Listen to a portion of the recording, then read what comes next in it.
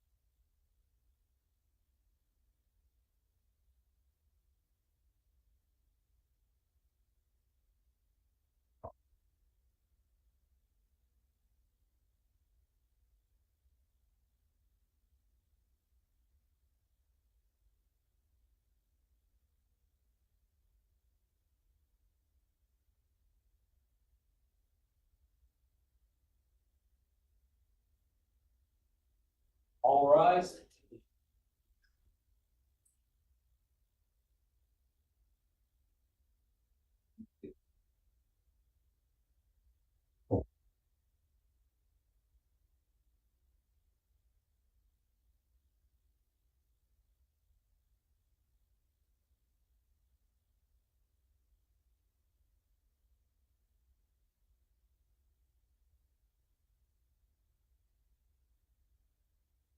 All the jury is present and accounted for. All right, thank you, Mr. Bailiff. Please be seated.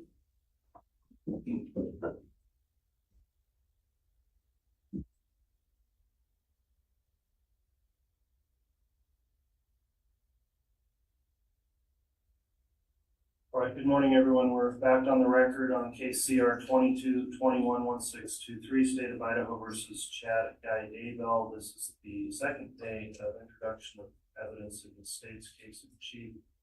I'll note the state is here and present. Mr. Wood was conducting examination of a witness. Mr. Wood, is the state ready to proceed this morning? Yes, sir. I'll also note the defense is present, along with counsel and the defendant. The court also notes the jurors are all properly seated and all 18 jurors have returned. The court's also confirmed that the jurors each completed their affirmation this morning regarding not looking into the case during the break, and so we appreciate you following that admonishment as well. One other matter I just wanted to bring up before we got started with additional evidence is the court's live streaming this hearing and this trial. There is a I heard there were some complaints that the audio maybe wasn't coming through very well on that. I'd ask the attorneys if they could to talk right into the mics. Of course, that helps as well with our court reporter making the record. In addition, the live stream comes directly through the court's official channel. That can be somewhat difficult to find if you go to the Idaho Supreme Court website. However, there is a website on Ada County about this trial, and if you just Google the term Ada County Daybell trial, there's an easy link to find for the court's official live stream, and that's the most direct signal. So for those that are observing the trial online, if you're having any issues with audio or quality of the signal, perhaps you could go to that direct signal, which is the best source of the live stream proceeding. So with that, then we had Detective Hermosillo was on the stand yesterday, and I believe you're continuing direct examination. Is that correct, Mr. Wood? Yes, Your Honor. All right, I'll have the witness recalled then if you're ready to proceed with additional testimony. Thank you.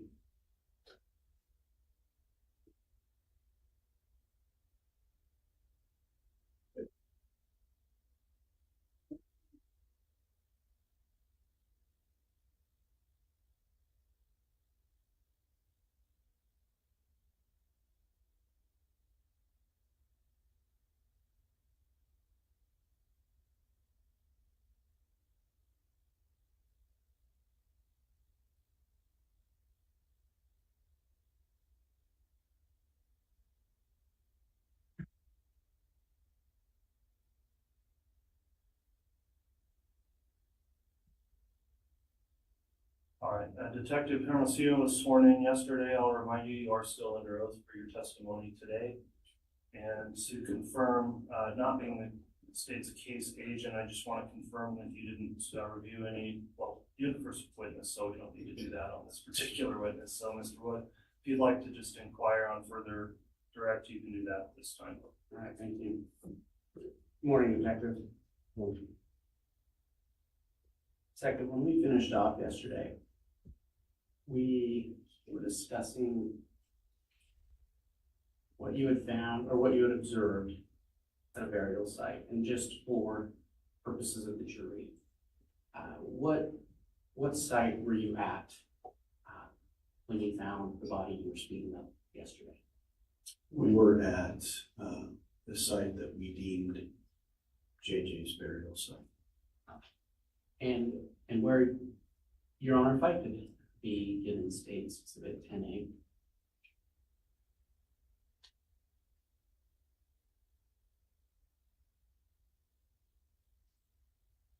And if I may publish that? Yes, it's admitted, correct? Yes. So,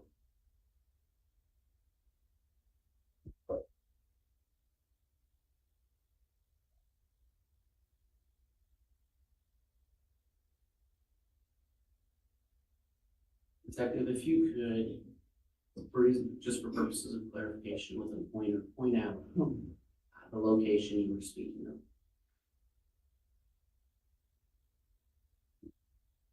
It's the burial site on the other side of this pond, just underneath this tree. Okay. Now, you call it a pond. When you were out there on June 9th, was there water in it? No, there wasn't. And again, just to clarify, when we had left off your testimony yesterday, is it correct that you had, what you observed was what appeared to be a small body wrapped up in a black plastic bag? That's correct. Your Honor, I'd ask that the witness be handed State's Exhibits 10B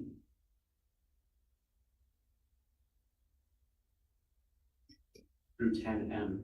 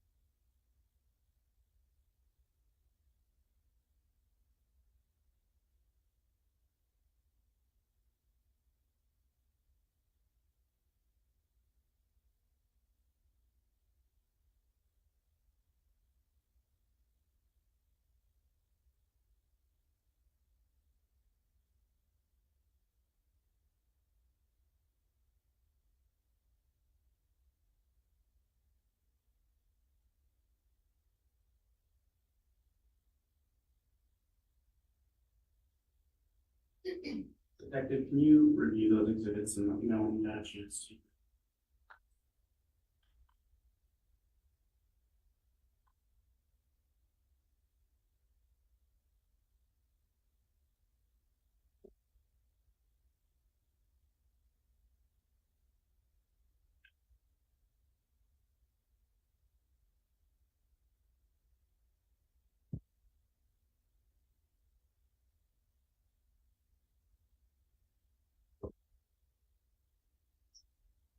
Detective, do you recognize state's exhibits 10B through 10M? Yes. What do they purport to be? Photographs, there's a photograph of the west side of the defendant Daybell's residence. And photographs of the backyard. And do you know when these photographs were taken? On June 9th, 2020. Were you the photographer? No, But you were on the property that day. that's correct. And were you able to observe each of the areas that are photographed in these exhibits? Yes. You saw them with your own eyes. Yes. And are these true and accurate representations of what you observed on June 9th, 2020? Yes. Your Honor, I move for admission of state's exhibits 10B through 10M. Any objection? Judge, just to, Into the microphone, please, Mr. Pryor. I'm sorry, Judge. Judge, just one here on 10B if I could. Otherwise, I'm fine with the rest of the exhibits. Okay, so let's do that then. So 10C through 10M have been offered and are admitted, and Mr. Pryor, you can board there on 10B. And officer, you're looking at 10B, is that right? Yes, For sir. now. Yes. And the vehicle that's parked in 10B, is that the vehicle that was, the position of the vehicle at the time that you testified about Mr. Daybell? That's not the vehicle that Mr. Daybell was in. That one. Do you know what vehicle that is? The driveway looks like a Subaru. Okay, is that the driveway that you're making reference to? That's correct. So in other words, somebody else's vehicle is there, we don't know whose vehicle that is? It's not the one that Mr. Daybell was in. But you don't know whose vehicle that is. I don't know whose vehicle that is. You don't know when the vehicle was put there. No, sir. You don't know who the owner of the vehicle is. That's correct. I'm going to object, Judge, on foundation. All right, Mr. Wood. Thank you, Your Honor. Detective, said you don't know whose vehicle that is, correct? Correct.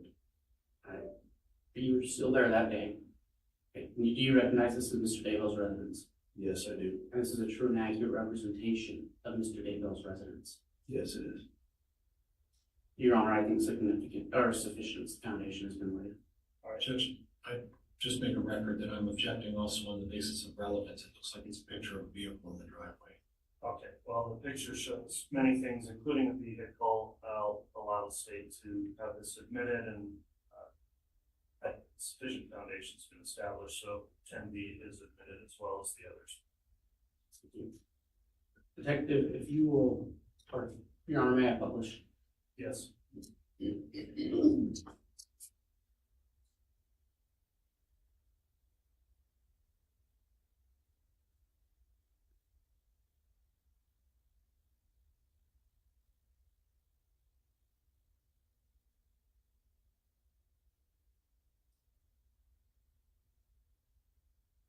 Detective, what did you observe in State's Exhibit 10B?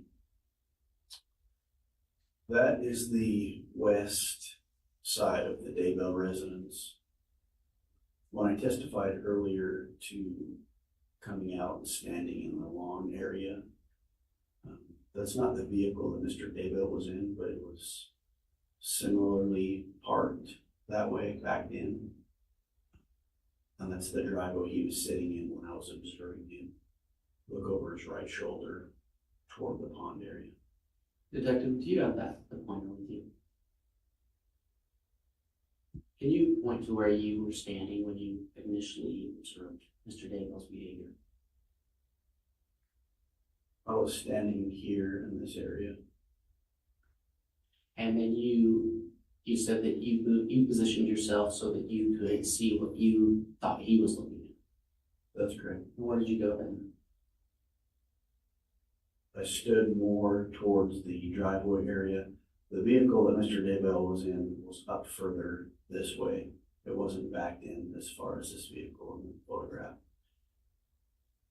And just to clarify, is that when you looked back and saw the activity under what became the first burial site? Well, I was looking forward at that time. I was facing this direction. And I aligned myself with Mr. Daybell, who was up here more, and he was looking towards this area here. Okay. Now, can you see the first burial site from where you're, from that location? Yes, it's the tree I spoke about earlier. This is the tree where JJ was buried underneath. This right here is the pond. You can see just a little bit more taller shrubs around the top of the pond area. But this is the tree that JJ was buried underneath. So is it fair to say that even from the front or the middle of Mr. Daybell's front yard, you can see that location easily? That's correct.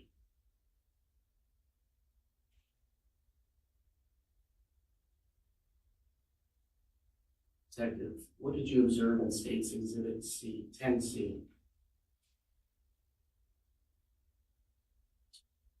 When I testified, I was tasked with sifting through the fire pit. This is what we deemed the fire pit. It had burnt tree limbs. There was various little pieces of trash. It was in the middle of round cinder blocks. So that's what we deemed the fire pit as. And the way it appears in that image, that's the way you found it that day? Correct, it was that morning, yes.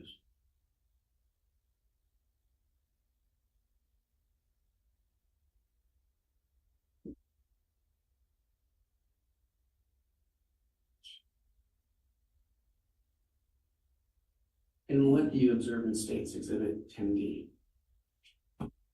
This is just north of the driveway that Mr. Daybell was sitting in, looking in the same direction. So we're standing on the west side looking east.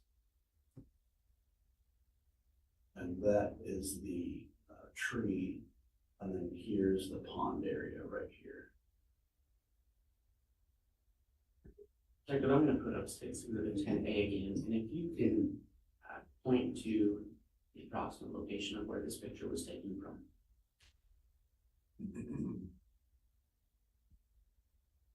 So that last photograph was taken from this area right here.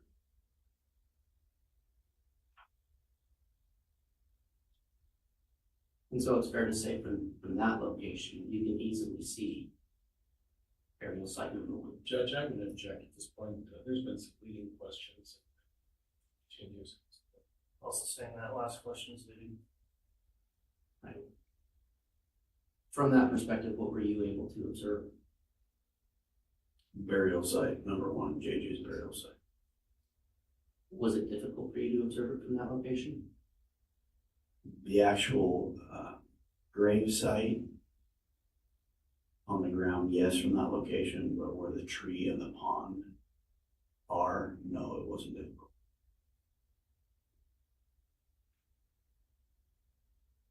Detective, what did you observe in State's Exhibit 10E? So when I testified earlier about the difference in length of grass and shrubs in that 6x6 section that was marked off next to the pond, this is what I'm referring to. If you look close, you can see there's smaller grass and dirt protruding right here. This is probably a little bit difficult to see. There's probably a better photograph. But this is longer shrubs through here, and then in here was like the length of sod and some dirt where there was nothing growing. And when yesterday you testified being called over to burial site 1, is that what it looked like when you got over there? That's correct.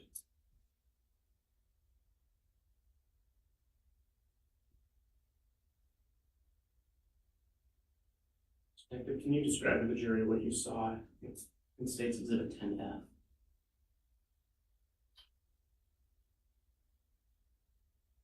So when I spoke about ERT removing the topsoil and the top level of shrubs, this is what I was speaking about. And you can start to see the 3 large white rocks I was talking about earlier starting to come through the dirt. You testified yesterday about a smell. Was this the same time that you began to smell what you described yesterday? Yes, as soon as they removed this and the topsoil, that's when I instantly can smell the smell of a decomposing body.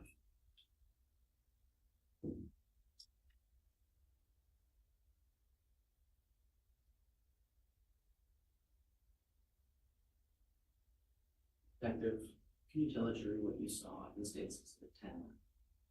Or I'm sorry, 10G. So as the ERT team methodically removed the soil around the white rocks and dug down just a little bit deeper, this is what we saw. You can start to see there was a smaller rock, but the three large white rocks started to show through clearly. When I testify that there was thin wood paneling underneath the white rocks, you can start to see the edge of that piece of wood paneling underneath the rocks. We also noticed that there were roots cut that the ERT team didn't cut. They were already pre-cut. Some of the roots are fairly thick, so that was something we observed as well in that burial site.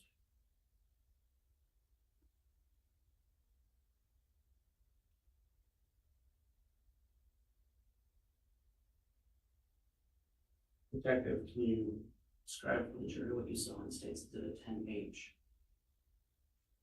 After the ERT team removed the white rocks, this is the two pieces of wood paneling that were underneath.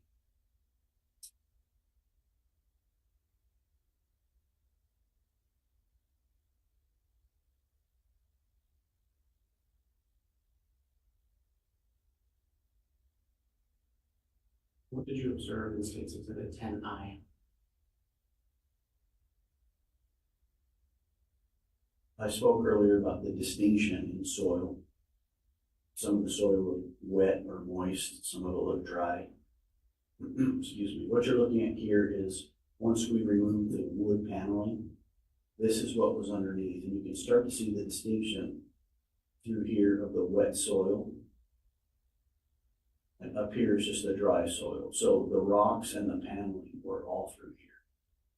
So that was the other thing that we observed. And as we took the paneling off, the odor began to become a lot stronger. So we knew we were at the right spot.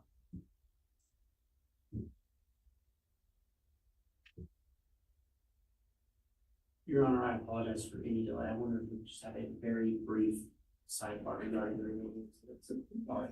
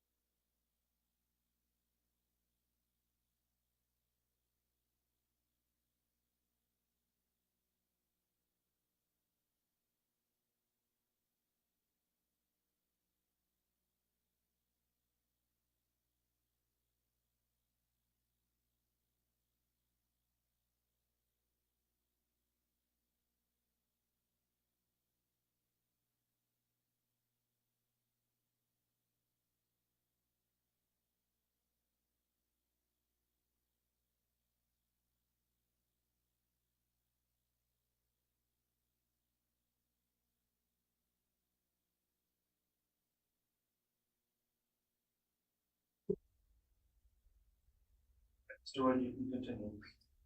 Thank you.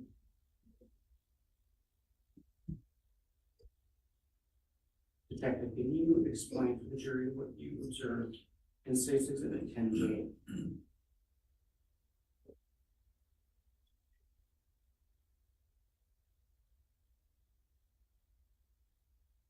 So once we started removing the wet soil, and I testified earlier to a black round object protruding through the dirt, this is what we started to see.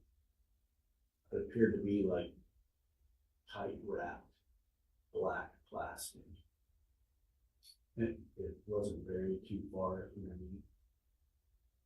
It's fairly shallow, but that's what we started to see. And I talked about what appeared to be the crown of a human head.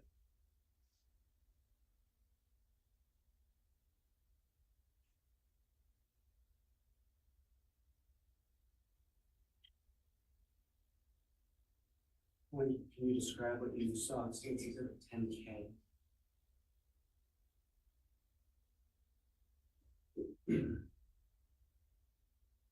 So once that appeared, the ERT team leader Steve Daniels used a small, sharp instrument, and I testified that he made a slit through the black plastic. And you can see the black plastic kind of peeled away on the top of the head, and then I testified there was a white piece of plastic underneath, and this is the white piece of plastic here. He made a slit in the white plastic, and when he did that, you can see what appeared to be brown human hair. Some of the hair kind of came out with the sharp instrument, and that's the hair you can see on top of the white plastic.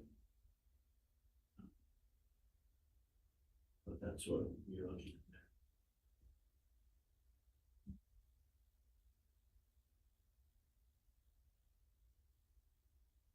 Can you tell the jury what you observed in State's Exhibit 10L?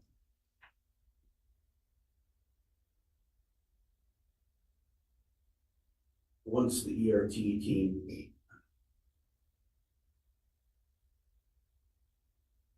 continued excavating, they removed all the soil on top of this small body that was wrapped in completely black plastic. I testified that it appeared to take the shape of a small body in black plastic, and this is what we saw here. It's probably a 4x2 grave, and I'm guessing at those measurements. But it started to take the shape of a small body, and then it had different pieces of duct tape throughout the black plastic on top.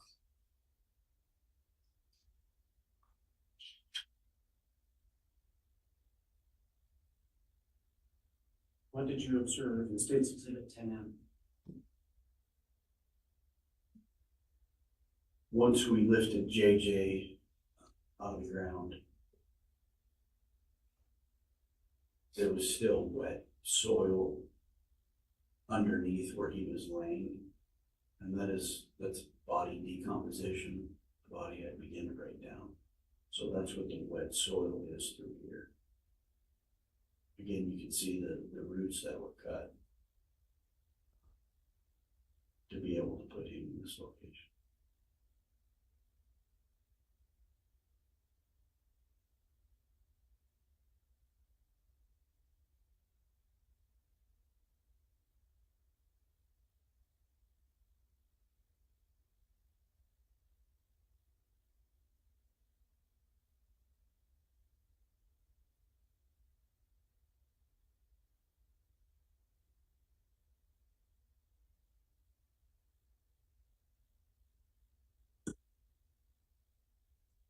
Detective, once that body was recovered, what did you do? And to clarify that question, once that body was taken out of the ground, what did you do? I assisted the coroner and a few other officers in placing JJ in a body bag, black body bag. Coroner locked the body bag for evidence. We then put it in the back of the coroner's vehicle. The coroner and a Fremont County deputy drove the vehicle up to the morgue, and myself and Lieutenant Rockwell followed behind that vehicle. Once we were at the morgue, JJ was placed in the morgue, and then we returned back to the Daybell residence. Do you recall who the Fremont County coroner was? Brenda died. And do you recall what other officers traveled with you to the hospital? In my vehicle was just Lieutenant Ron Ball. With the coroner, Brenda Dye, I believe it was Detective Kaiserman. And just for clarification, you had said this already, I apologize, but what hospital did you take them to? Madison Memorial Hospital And where is that located? in the city of Rexburg. Once you finished that task, what was the next step for your investigation of that? We returned back to the Daybell residence. As we got there, we were told that they had possibly Judge, I'm gonna object at this point. There's some hearsay. I'll ask another question.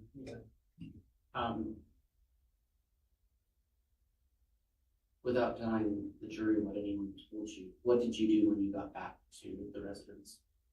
we assisted in a second burial site. And when you got back to the residence, did you observe another burial site being looked at? I did. Where was that located? So through the course of our investigation, we learned that the Daybell family had deemed a section of the backyard as what they referred to as a pet cemetery. And we knew through talking to family members that the pet cemetery had a little black dog statue next to a post that kind of signified where the pet cemetery was. And so when I returned back from dropping JJ off at the morgue, I observed ERT digging in the pet cemetery area. And did you aid in that excavation? I did. What did you personally do? ERT began taking off top layers of soil in this specific area in the pet cemetery. Once they began to again see wet soil start to protrude through the dry soil, they slowed down, and we got on our hands and knees and began excavating that by hand. And by hand, did you use tools to do that? We did. They had small tools that we could use, trowels, like paintbrushes, things of that nature. Approximately what time of day was this?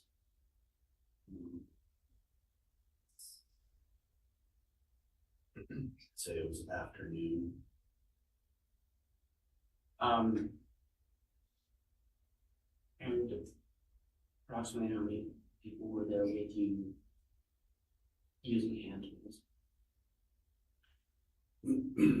There was only a few of us at a time that could work because of the area, but also because of the smell.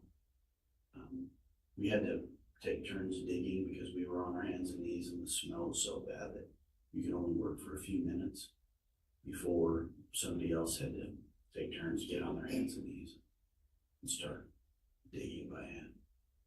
And you said the smell, what did it smell like? Decomposing body. How long did you aid in that excavation using the hand tools? Hours, probably hours. And did you find anything? We did. We ended up digging down and started to uncover burnt pieces of flesh, charred bone, fatty tissue, just, and I apologize for the lack of better words, but globs of burnt flesh starting to protrude through the dirt.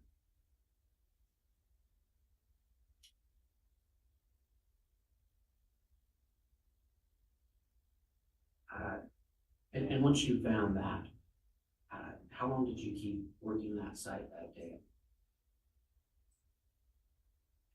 We worked probably until probably 4-ish in the afternoon. And you mentioned ERT, were they working there alongside you? They were. There was also other areas being excavated as well, the fire pit still. So everybody was kind of tasked with something different at that point. And once we started getting down a little bit more in Tylee's burial site, we assumed it was Tylee, we could start to see the top of what appeared to be something plastic and green. And at that point, the ERT team leader, Steve Daniels, decided we were done for the evening. When you were done for the evening, what happened? We had Fremont County Sheriff's Office, the Madison County Fire Department, bring in 2 large light trucks to illuminate the crime scene. The crime scene was taped off. We had officers from Rexburg City Police, deputies from Fremont County Sheriff's Office that remained on scene all night long, walking the perimeter to make sure that the scene wasn't compromised. And it was well illuminated. And did you return the next day? Yes, we did. And when you returned the next day, who else returned? Everybody that was there the previous day. So ERT came back, That's correct, yes. and other members of the FBI, Yes, Fremont County officers, yes. Rexburg police officers. Correct. And I believe you testified earlier that there were some Attorney General investigators there as well. Yes, And they were all there that second day. that's correct. Approximately what time did you arrive that second day? We started fairly early. It was approximately 7 in the morning. And what did you start doing when you got there on the second day? I went back to Tylee's burial site. We had put up canopies to keep sunlight and wind. There was media, helicopters flying overhead, so we wanted to keep the scene from being compromised as much as we possibly could. And at that point, we got back down on our hands and knees and began digging again with those same little tools to get down to see what exactly we were going to take out of the ground at that point. And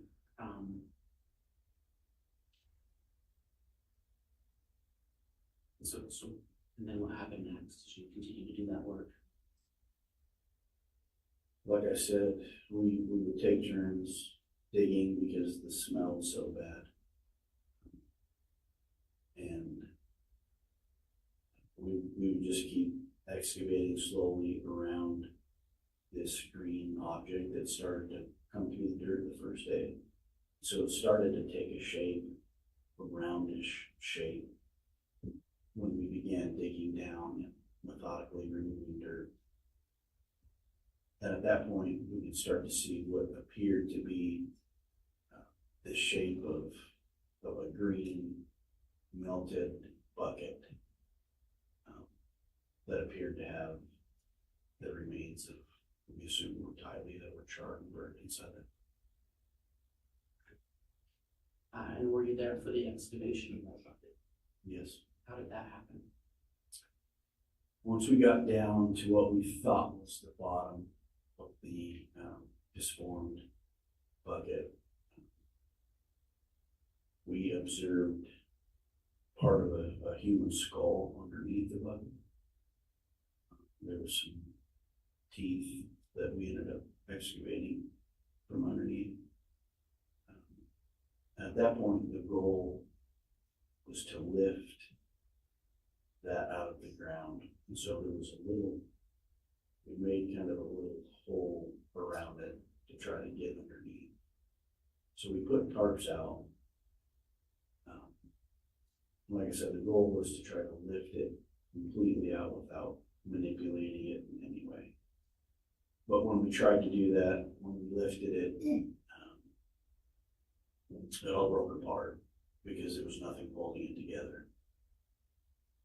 So at that point, we had to go back in and remove all the pieces of the charred flesh and burnt bone and organs and pieces of tiley that put onto the top.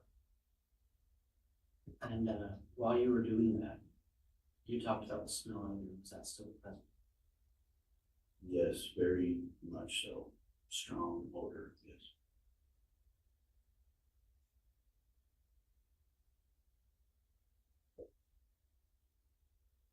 Were you able to observe the lack of a better word, total removal of that green bucket and its contents from that excavation site? We were able to lift everything out at that point. We put it on the blue tarp. There were photographs taken, measurements taken by ERT. Once that was completed, we dug down even further to make sure we didn't miss anything. Once we figured out everything was out of the ground, that tarp and those and Tyler's remains were then put into a body bag in the corner, again, lock the body bag for evidence purposes. And Tyler was also transported to the morgue. And did you follow along when Tyler was transferred to the morgue like you did in JJ? We did. We followed in the same manner. Myself and Lieutenant Ball. Once Tyler was placed in the morgue, we returned back to the Daybell residence.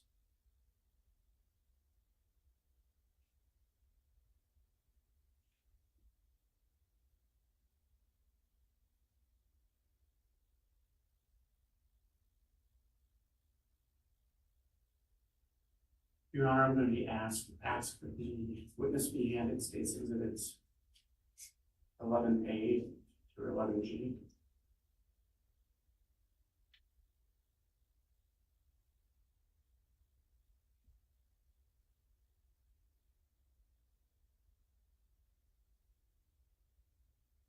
And Judge, for the record, I've previously reviewed these and I would object to admission of these as exhibits. All right, exhibits 11A through 11G are admitted without objection. This time, as we get into this evidence, I'm going to announce that because of the graphic nature of some of this evidence, I'm not going to be showing this on the court's live stream, nor to the general public in the courtroom. The jurors will be viewing the evidence as well as the parties are permitted to see that. In addition, the court will provide an opportunity for any victims that wish to see the evidence in a private setting to view it as it's now been admitted into the record. But we made arrangements to not display this to the general public. And so, Mr. Wood, with these exhibits, that's how we'll proceed. And we will not include that on the live stream, but you can discuss it on the record in open public with the witness.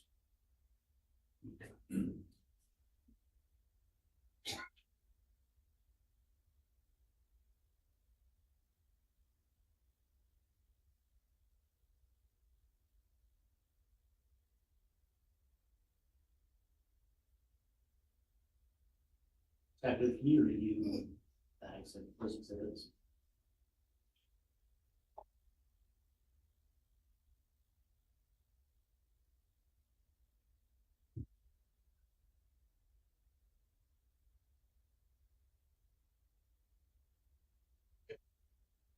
And Your Honor, I understand these are already admitted. I am still asking a few foundational questions just to establish knowledge. Very well for the record. Detective, what does states Exhibit 11 report to be? And its subparts?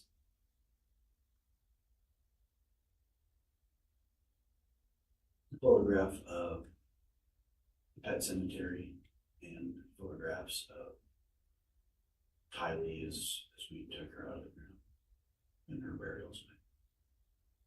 And were these photographs taken on June 9 and 10? That's correct, yes. And were you on the scene that day when those photographs were taken? Yes, Are they true and accurate representations of what you saw? yes. Your Honor, those exhibits having been admitted, I've asked to publish them. Images, but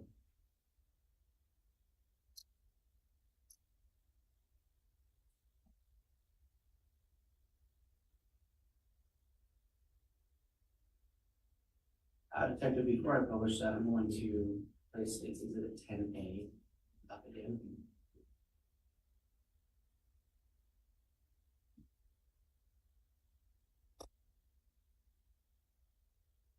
And can you point to the general location of what you've described as the pet cemetery? Right here. so what can you have on the record and explain where it's pointing? Yes, Detective, will you explain where you're pointing? It's just east of this shop area and just north of the fire pit. So it's right through here.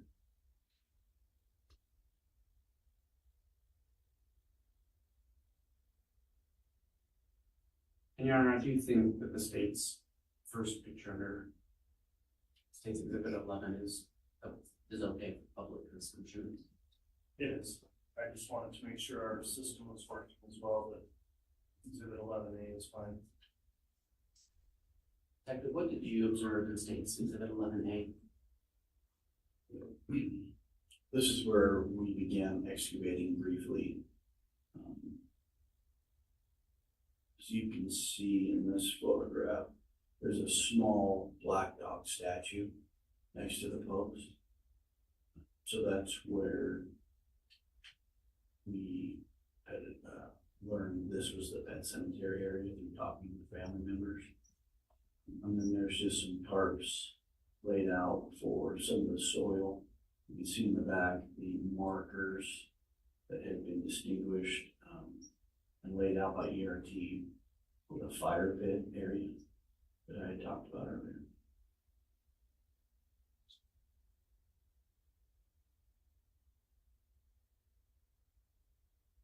And Your Honor, I think at this point it's appropriate to turn to public access. I agree.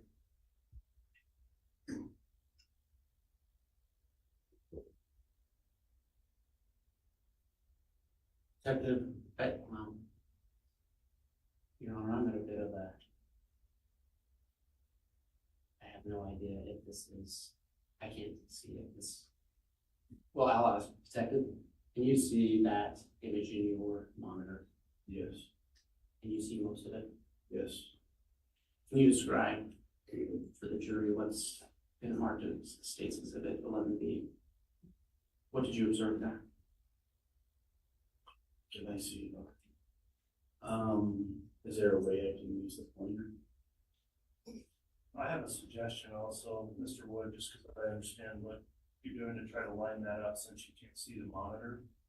If you want to set a notepad or something on there and get it oriented, then you could set on top of that just so that it's lined up.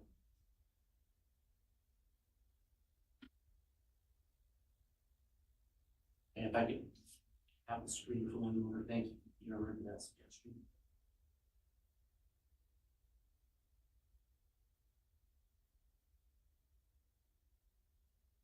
Okay.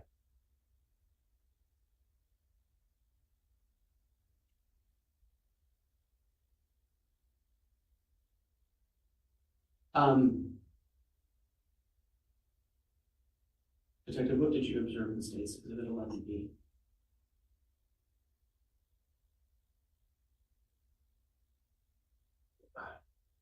It's hard to describe that from here, but I'll do my best. In the middle of that photograph, you can start to see the different color and the changes in the soil from dry to a wet, moist dirt. You can start to see to the left just a little bit of that area. You can see the white piece sticking out and it's burnt on top, and that's charred bone that's starting to stick out, and all the little pieces next to it are pieces of burnt flesh, tissue. What we later determined were organs that were all kind of, that's the top of what was inside the bucket. So that's what we first started to see when we started to excavate. And at this point, were you still using the hand tools? Yes.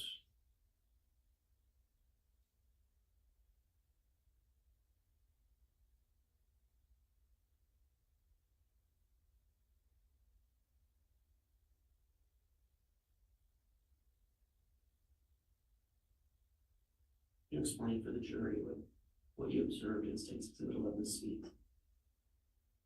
So as we started to excavate down further, some of the top of the mass of burnt flesh wasn't really attached to anything. And so when we would start to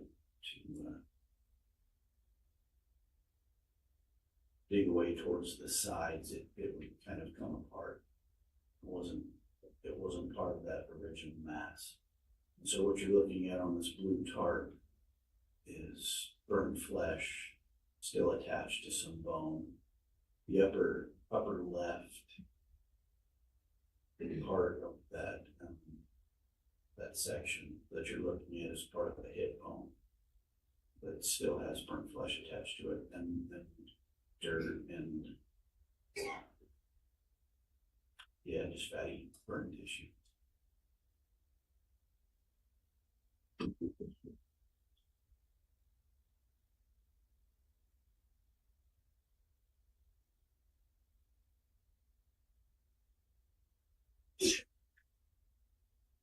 Can you describe for the jury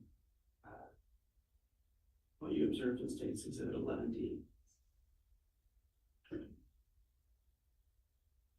So when I talked about it started to take a roundish shape, this is what I'm referring to. And we dug around the sides of it, trying to get to the bottom, because like I said, the goal was to get underneath, have 3 or 4 guys in there and just lift it onto the tarp.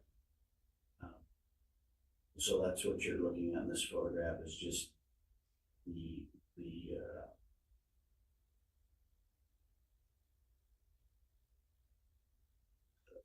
burnt flesh that's still just kind of inside that. And Judge, could we approach for a sidebar, please? Yes.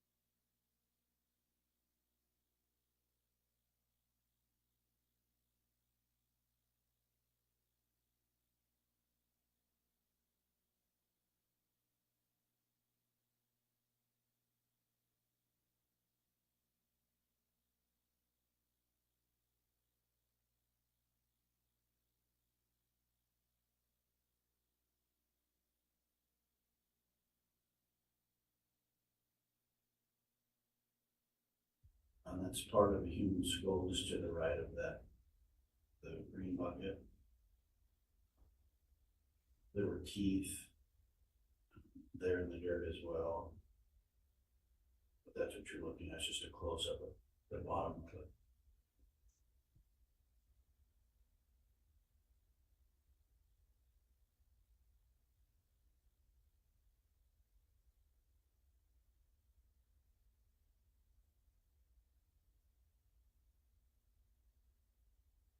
Detective, what can you explain for the jury what you observed in State's Exhibit 11F?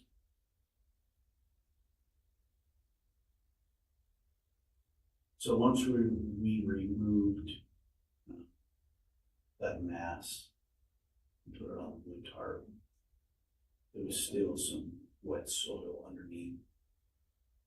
So we dug down even further to make sure that we had excavated everything we needed. And so what you're looking at, you can see the tarps in the background we had put up. You can see some of the hand tools that we used just to the right of that hole.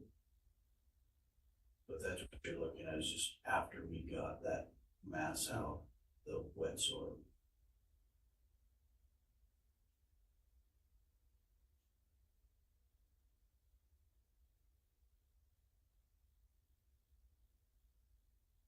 Detective, what did you observe in State's Exhibit 11G? So these were part of a Tylee that kind of broke apart when we tried to lift it out of the ground. There's pieces of charred bone. There's parts of a skull on the bottom left, covered in dirt, and they're still burnt, rotting flesh still attached to the bone. So that's what you're looking at that one. These were the pieces that broke off.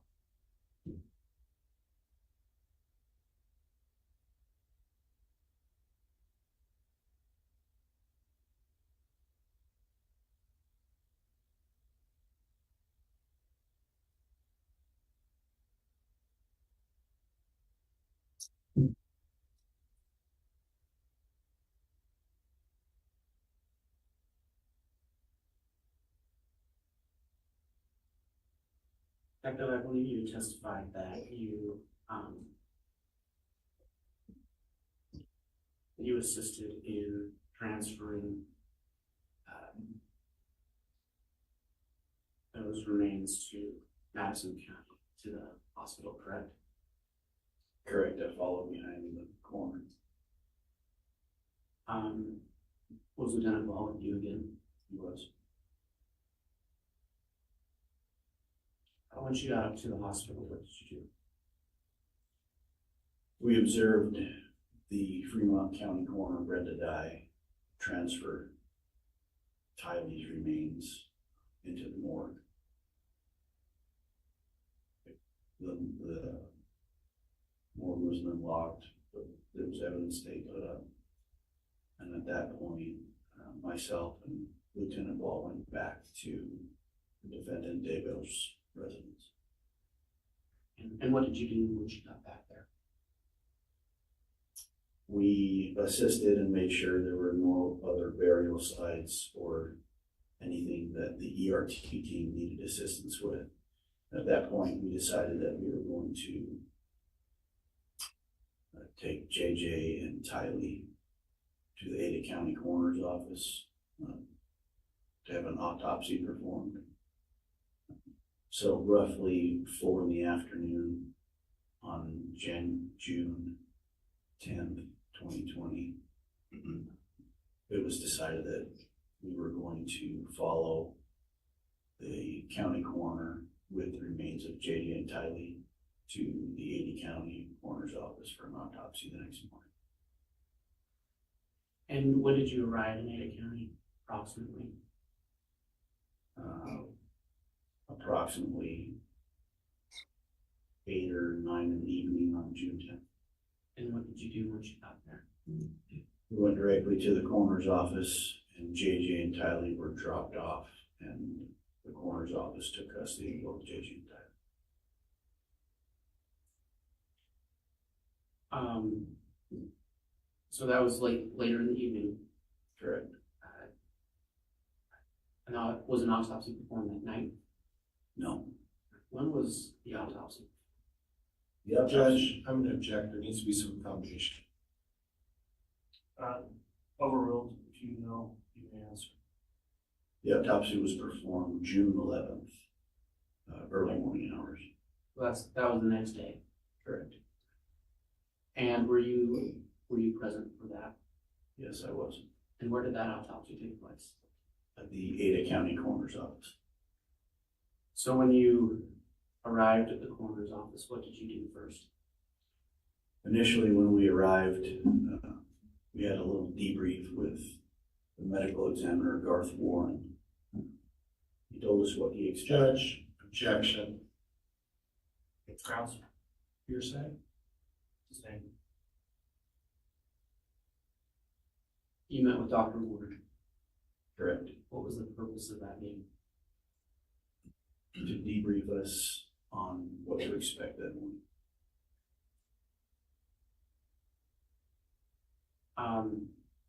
What did you do next? We went to the room where the autopsy was performed. Put the sanitary booties on our shoes, signed in on a whiteboard with our name and cell phone numbers. So he had a record of everybody that was in the room. And at that point, we stood back against the wall and observed the autopsy. Now, as a detective, you don't perform an autopsy, correct? Correct. But you were able to see it take place. That's correct. And what did you observe happening during that autopsy? One of his team members brought out the body bag. And I recognized it to be the same body bag that we took from defendant Daybell's backyard that day because it still had dirt on it. It still had the same lock. And at that point, they opened the body bag and revealed the same black plastic and small body that appeared to be in the black plastic. And then what did you observe? Dr. Warren and his team cut down the middle of the black plastic to open up what was inside.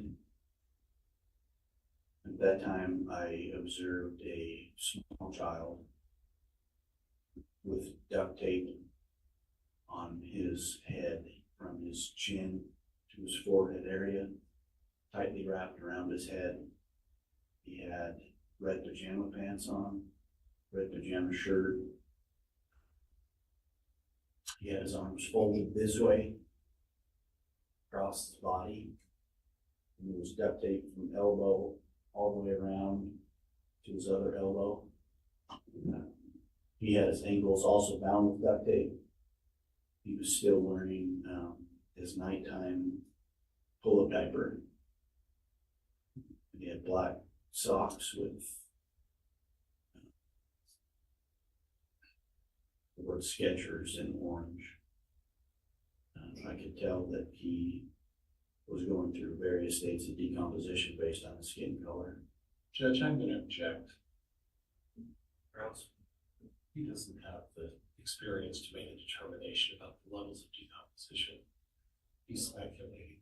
I'll sustain the objection and start the final part of the answer about decomposition, Mr. Wilkie.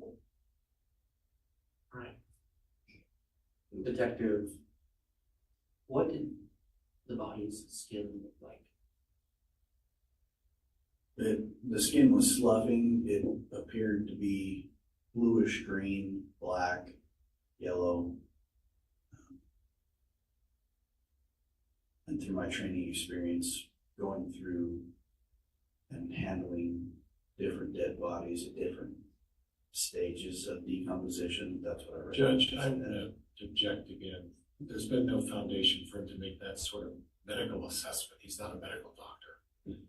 Your Honor, my argument would be that's not a medical assessment, it is based on his training and experience. I'll overrule the objection. If you'd like to cross further, you'll have a chance, Mr. Pryor. The objection is overruled. The foundation laid in the previous response. Detective, once this, the body was taken out of the bag and you made the observations that you've just described, what happened next?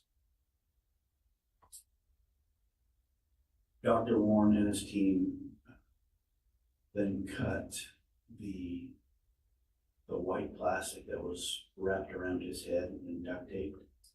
They cut down the middle to reveal what was underneath. And at that point, I observed another piece of duct tape stretched from JJ's jawline to jawline over his mouth.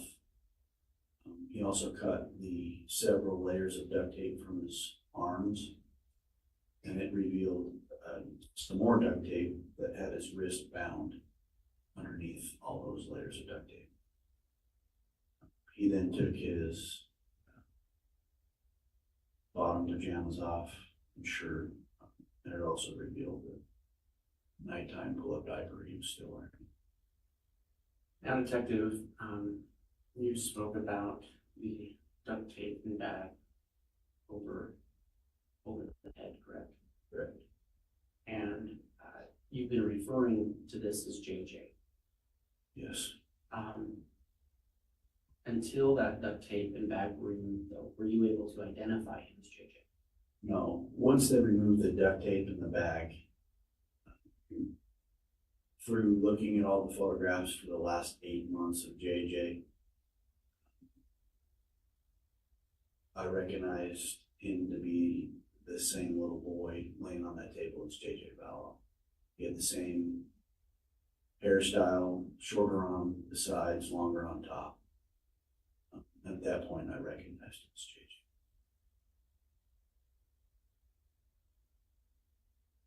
Once the clothing was removed, what did you observe happen next? Dr. Warren pointed out some bruising on his arms, on his ankles, on his chest. He also pointed out some scratch marks on the left side of his neck, just under the duct tape. At that point, Dr. Warren and his team performed the autopsy.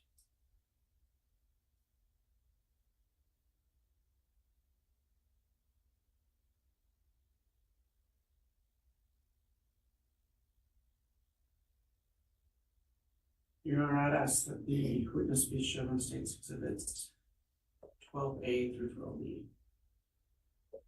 A through B. E. B, thank you.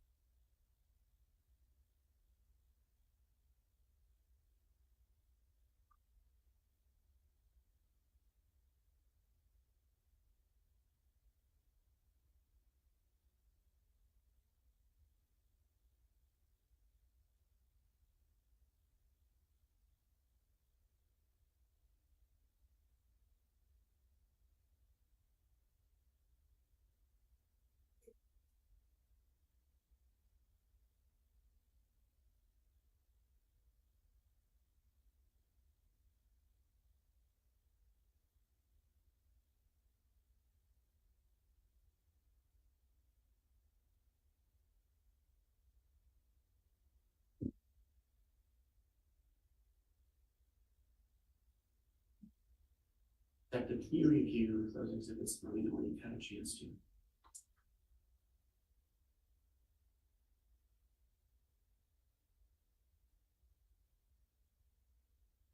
Yeah.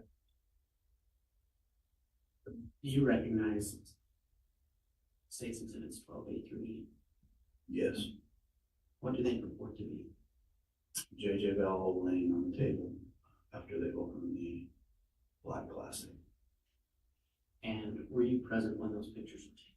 Yes, You were in the same room, correct?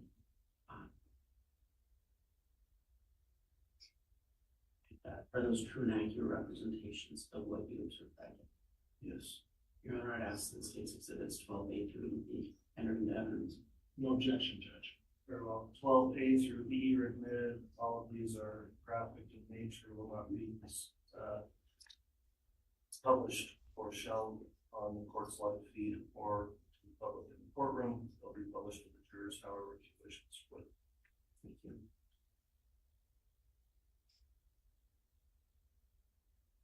Detective, can you describe to the jury what you observed in State's Exhibit 12A?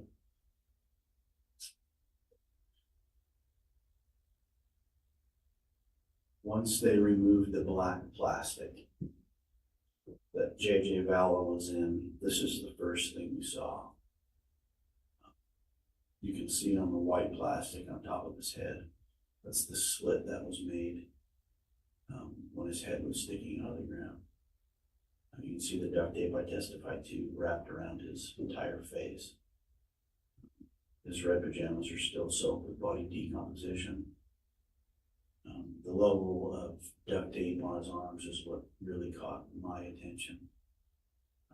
And he still has he has a white and blue child blanket wrapped around him.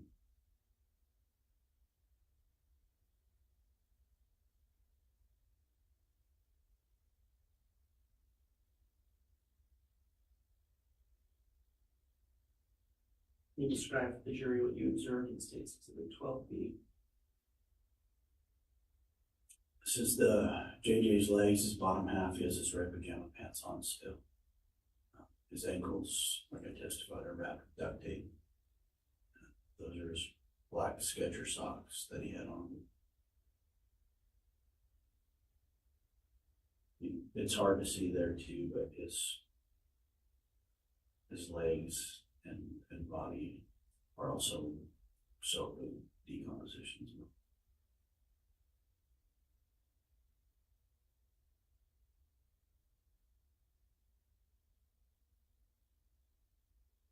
Can you describe to the jury what you saw in State's Exhibit 12C? When I spoke earlier that Dr. Warren cut down the white plastic and the duct tape that was covering his head, this is what we saw. You can see the other layer of duct tape around his mouth that went from jawline to jawline.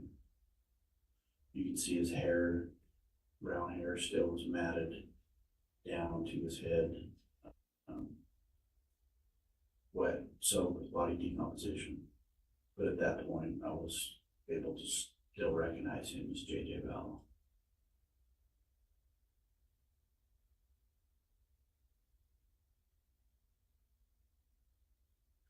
Did you observe in 12D?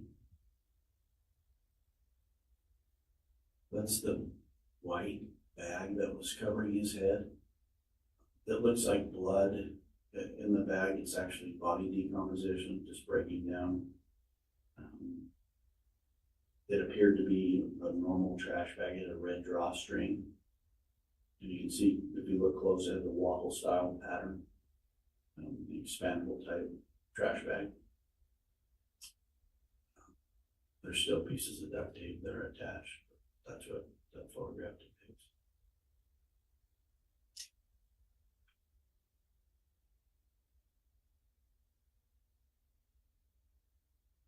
Can you describe to the jury what you saw in 12B? That's just another photo of JJ. The tape is starting to lose its stickiness because of the way the body is. It's just a different photo or a different angle of JJ's face.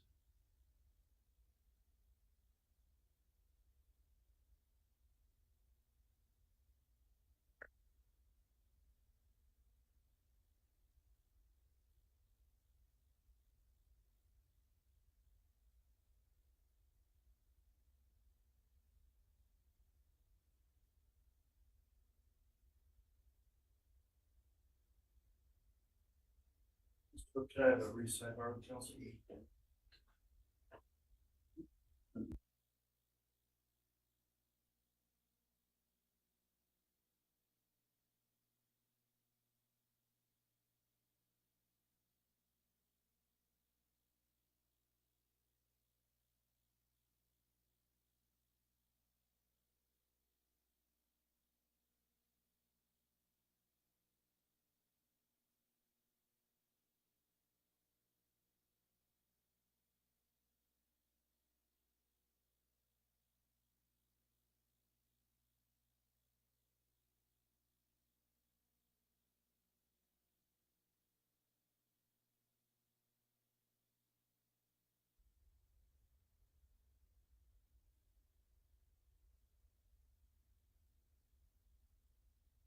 Bit earlier than normal, but we are going to take a mid-morning recess at this time. We'll reconvene here about 10:30 to get started with additional testimony. All rise, please.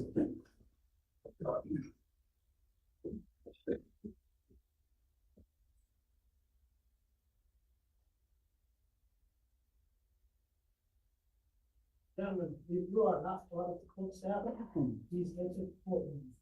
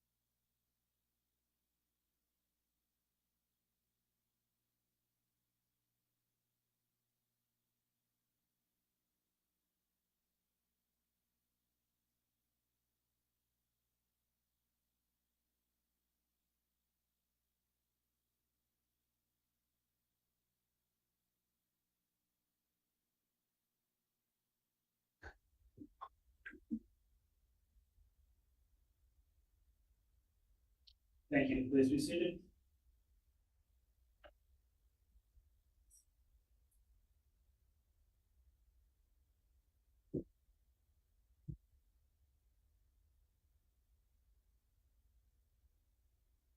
Council, if you're ready, we'll have the jurors brought back in.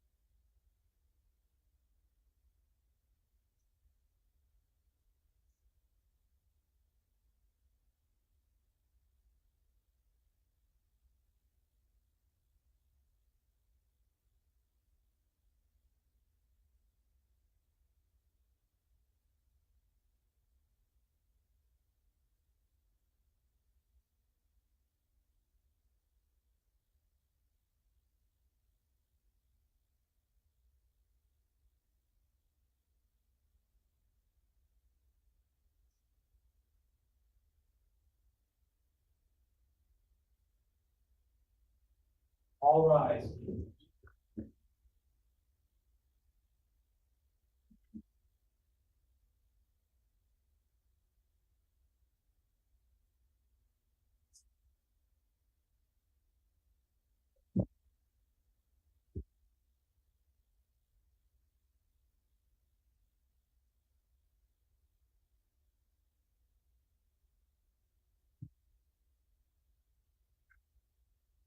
Jury is present and count of one. Thank you, Mr. Bailey. Please be seated.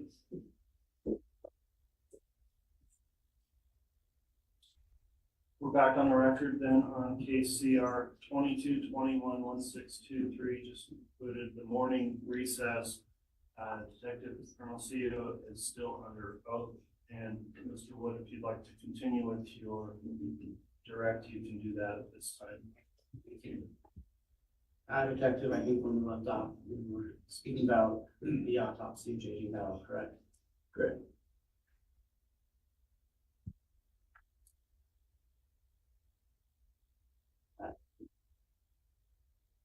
You had mentioned earlier that you did observe the actual, not only the body, but then the autopsy of J.J. Daybell. That's correct. And were you present for that entire autopsy? Yes, I was. And when that autopsy was concluded, what did you do? At that time, Dr. Warren and his team removed JJ from that autopsy table. Then they brought out a second, excuse me, black body bag, and I recognized it to be the same body bag from the scene because it also had dirt. And they placed that body bag on the table. And what did you observe next? Dr. Warren and his team opened the body bag, looked at the remains for what was left as far as remains inside. He stated there was nothing he could do at that time with an autopsy, so. Judge, I'm going to move to strike as hearsay, Your own statement already came through. and I'm going to move to strike. So, Could you repeat the question? What did you observe? What were you had just talked about the ties remains being brought out. What did you observe? Once the remains were brought out, Dr. Warren opened the bag and looked at the remains and stated there was nothing he could do at that point. So at that time, we left the autopsy room for the day. And when you left, did you do anything in furtherance of your investigation that day? No, Did you return to the Ada County Coroner's office the next day? we did. On June 12th, 2020, we went back to the Ada County Coroner's office. At that point, Lieutenant Ball took custody of some of the evidence and we transported it to the state lab in Meridian. And were you with Lieutenant Ball when you did that? I was it. And once you took it to the state lab, what did you do? Those items were checked into the state lab. And then that concluded what we did for that day. Detective, you spoke earlier about some of the other agencies you've worked with in this investigation. And is it correct you worked with Fremont County? Correct, yes. And I believe you testified that your primary focus in this investigation was looking for Tylee and JJ. Is that accurate? Yes, that's accurate. Was there an investigation in Fremont County at the same time that had connections to your investigation? Yes, there was. What was that investigation? Fremont was investigating the death of Tammy Daybell, who was married to the defendant, Chad Daybell. Kind of the exact same time we were doing our investigation with missing children. And would you meet with Fremont County and discuss the cases together? Yes, we would. And would you aid each other in those investigations? Yes, Would you share information? yes.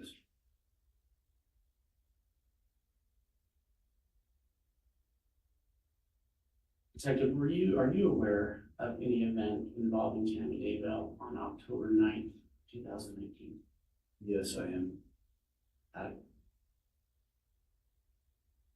How did you become aware of that event?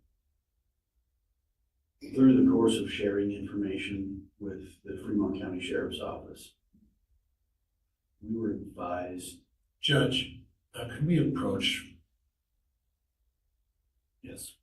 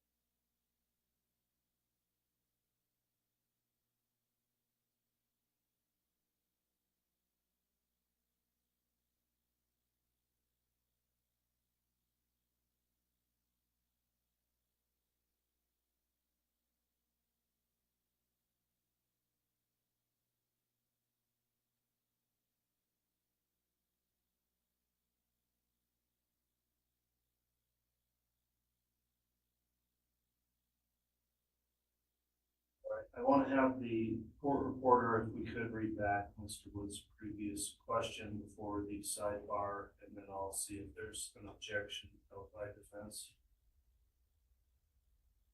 Question, how did you become aware of that event? Is there an objection to that, Mr. Pryor? No, not to that question. Okay, then Mr. Wood, just proceed with another question. I don't think there's no objection to the question. I don't think it's been answered yet. Okay. You can answer. We were advised through the course of our investigation that Judge, I'm going to object at this point. The question is whether he was advised, not what he was advised of, but whether he was advised. Our response, Mr. Wood? Not quite sure I understand that objection, Your Honor. I don't as well, so you can continue with your response. Can you repeat the question, please? How did you become aware of the events of October 9th, 2019? Through the course of our investigation, we were aware of those events through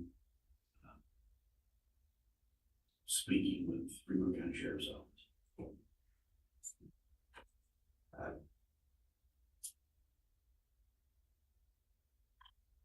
Why was it important to you in investigating your case to share information and receive information from Fremont County? It was important because the suspects in that case were the exact same suspects in our case. And so we wanted to make sure that we shared information so nothing was missed.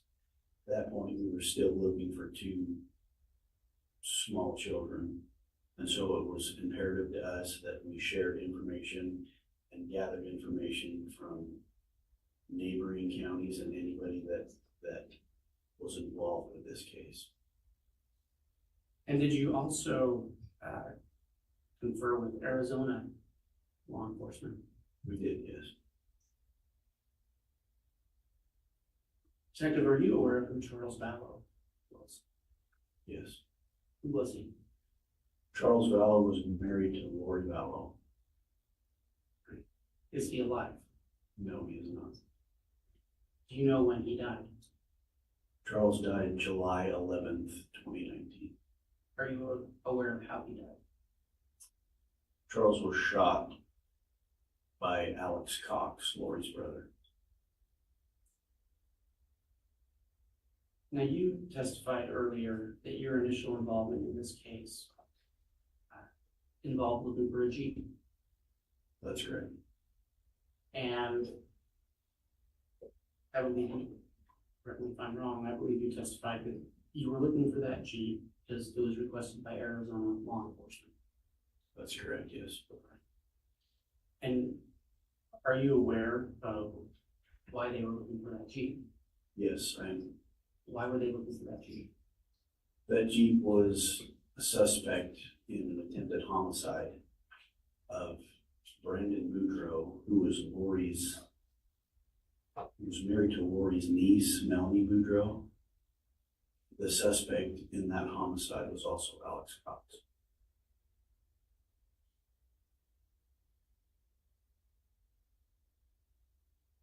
Detective, going back to October 9th, 2019 in Tammy Daybell, are you aware of the incident that took place with Tammy Daybell? Yes, I am. What was it? Judge, I'm going to object. There's no foundation as to how you became aware of it. Sustained. Through your investigation, did you become aware of what happened to Tammy Daybell? Yes, I did. And how did you become aware of that information? Sharing information with Fremont County. And so was this part of the collective knowledge of the case that you were working? That's correct, yes. And did you aid in that investigation as well? I did. So you personally became aware of these events? Correct. Based on your knowledge and your investigation, are you aware of any event involving Tammy Daybell on October 9th, 2015? Judge, again, there hasn't been proper foundation. I think at this point I've established that it's through his investigation and knowledge. This objection is overruled. You can answer the question. Yes, I'm aware. And what was that event? On October 9th, 2019, Tammy Daybell believes that she was shot at in the driveway of the defendant Daybell's residence. And when you say shot at, are you aware of how she thought she was shot at? She initially reported that it was possibly a paintball gun.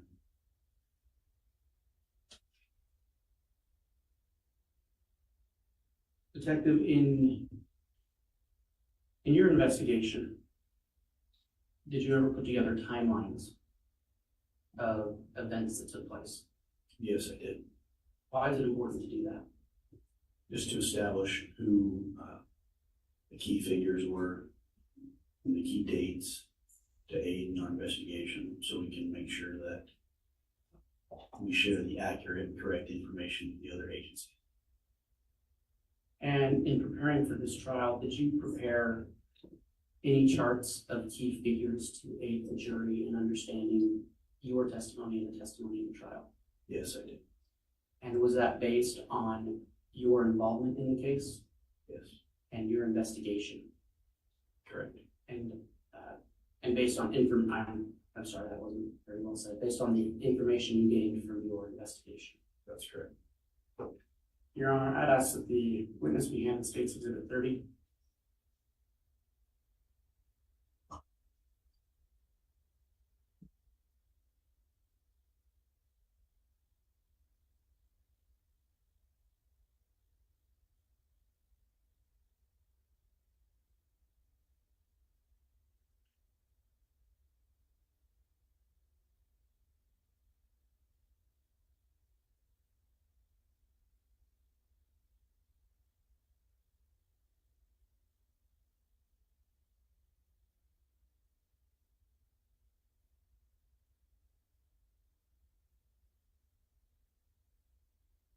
Detective, do you have State's Exhibit 30 in your hand?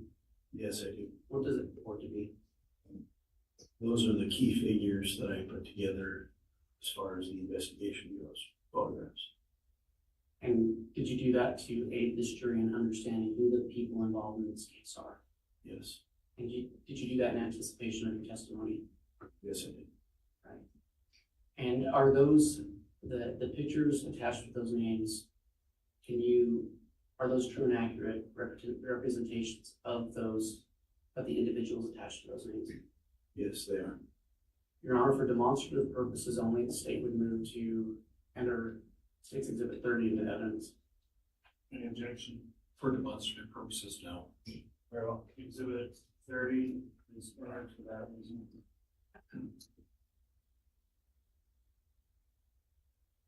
May I publish? Yes.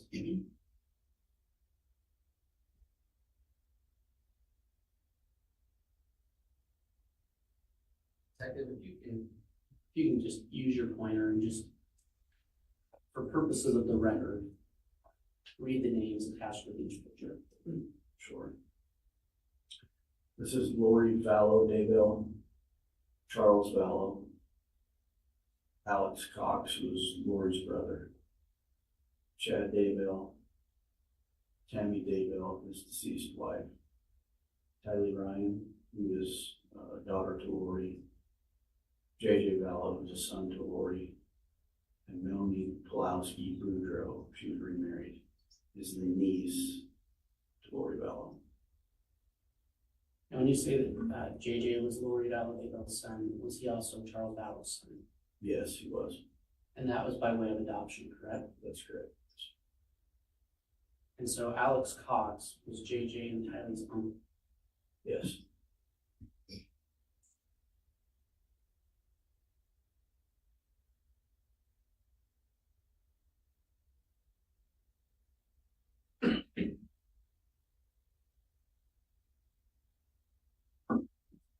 Detective, similar to that last chart, did you prepare a timeline in anticipation of your testimony? Yes, I did. And did you do that based on your experience and knowledge of the case? Yes, I did. And it was based on information you gained through your investigation? That's correct. And did you do that to aid the jurors in understanding just the basic timeline of the events that happened in this case? Yes. Your Honor, I'd ask the witness be handed State's Exhibit 31.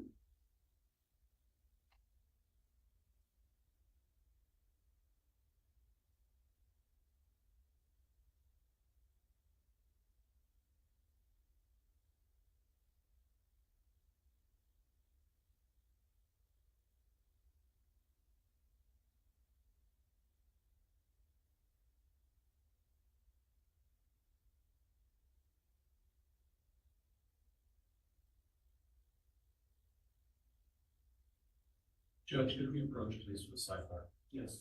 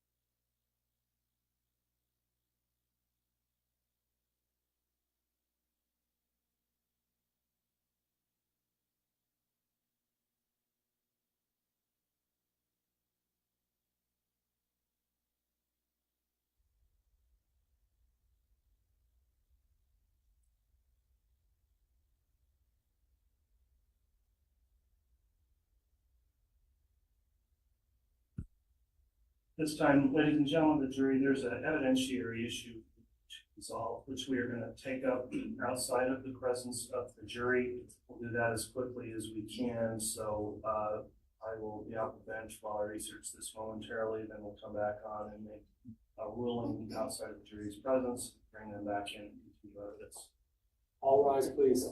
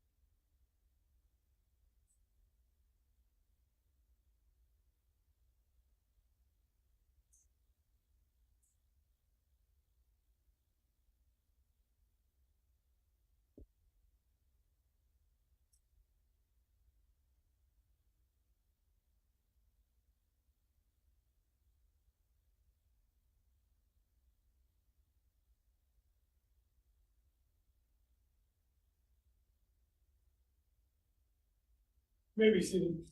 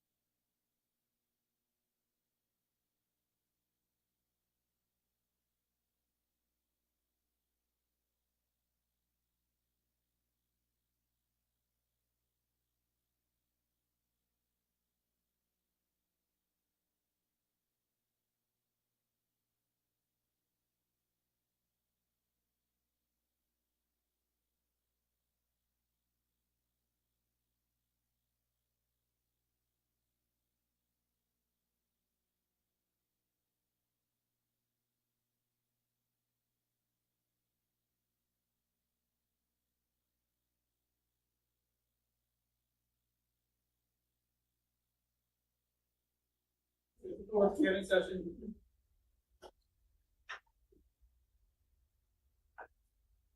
Thank you. Please be seated.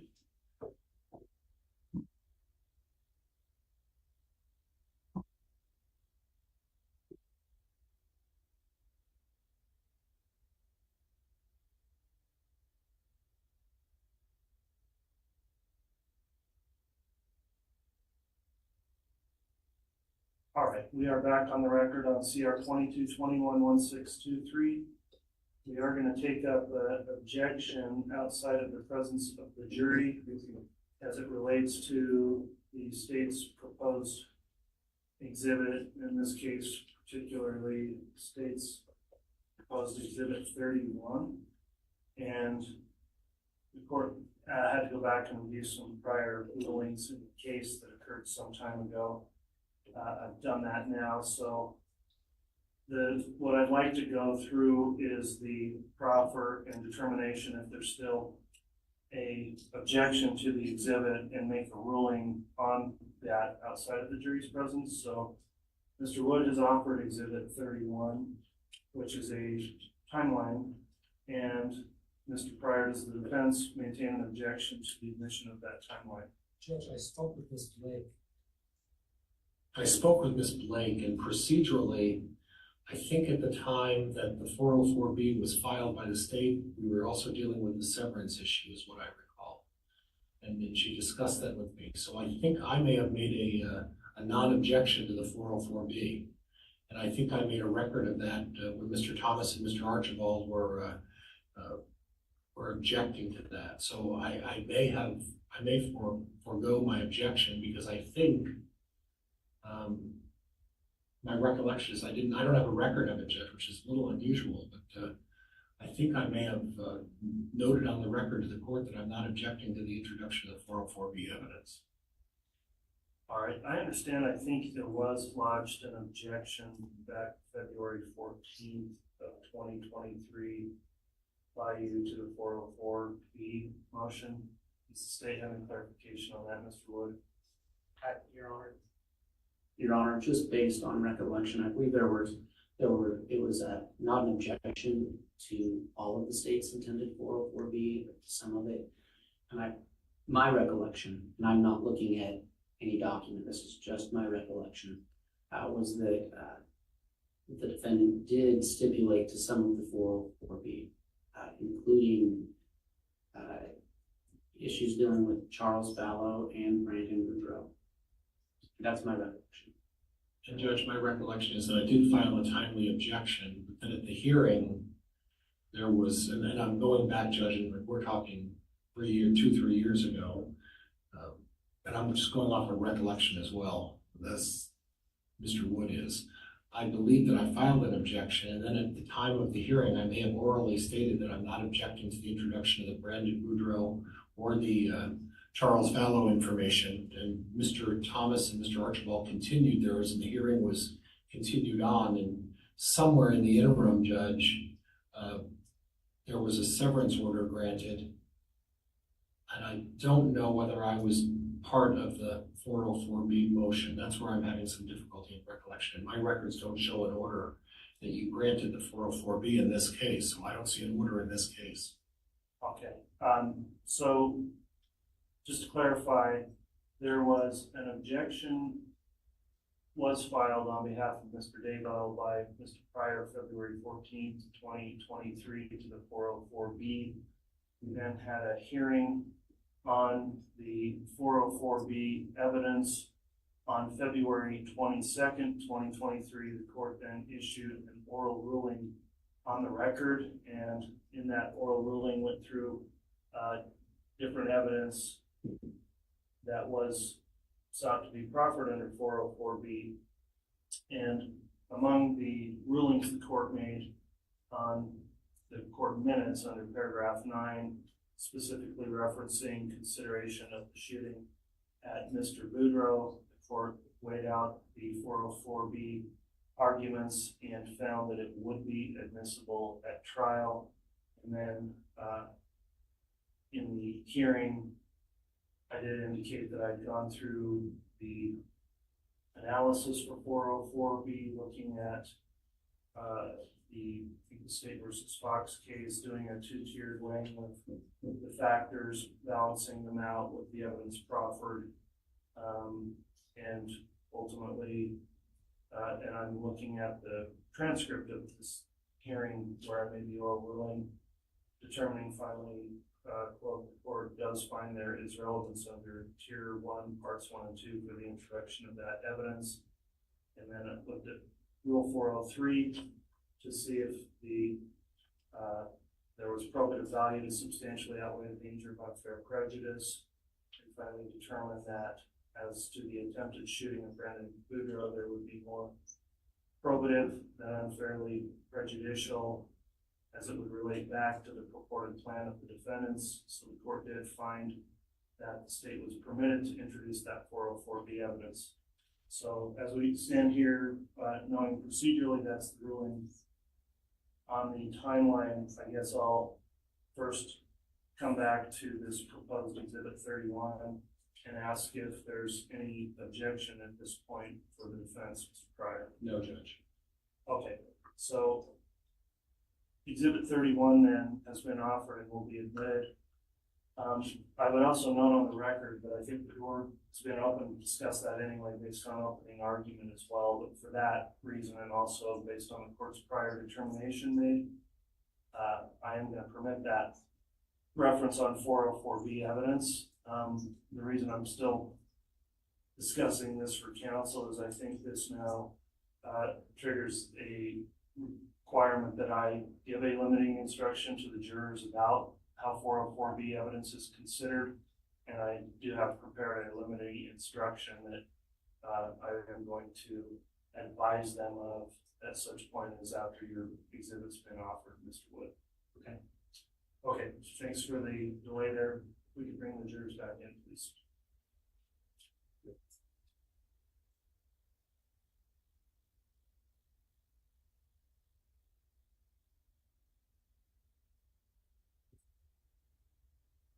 This is, I don't know where the, I've got the actual.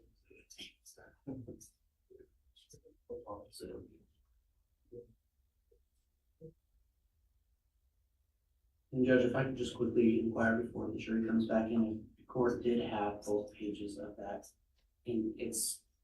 I only have first page. Okay, once we get done with this witness, I'll bring that up. Okay.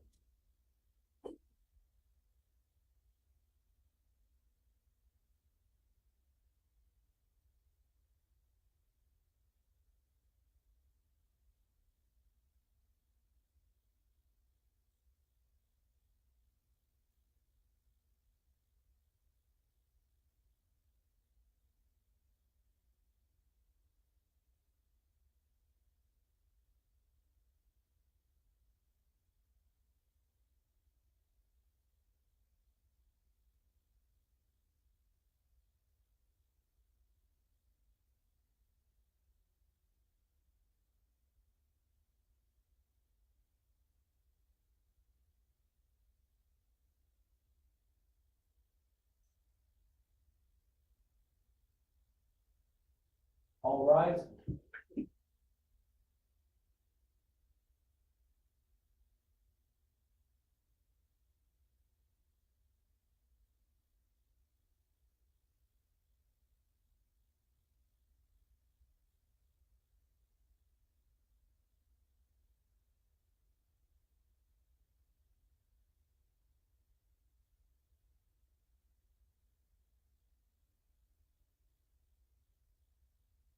Jury is present and accounted for. All right, thank you. Please be seated. All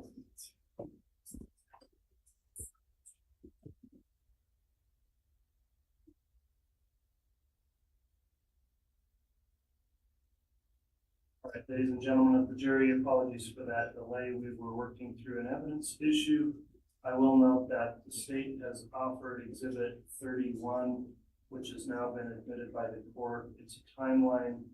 It does make some references in there that, for me at this time, I think would be best to give the jurors a special limiting instruction. So I'll read this instruction to the jurors at this time. Ladies and gentlemen, during the course of this trial, evidence will be introduced for the purpose of showing that the defendant committed acts other than for which the defendant is on trial. Such evidence, if believed, is not to be considered by you to prove the defendant's character or that the defendant has a disposition to commit crimes. Rather, such evidence may be considered by you only for the limited purpose of proving the defendant's motive, opportunity, intent, plan, or absence of mistake or accident. So that instruction provided, Mr. Wood, if you'd like to proceed with that exhibit unit. Your Honor, I don't have any exhibit. Well, I believe the witness does.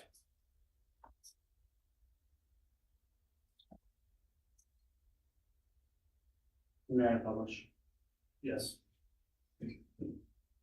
Just briefly before I do, Detective, before we took a break, we spoke about timeline you had prepared. Correct.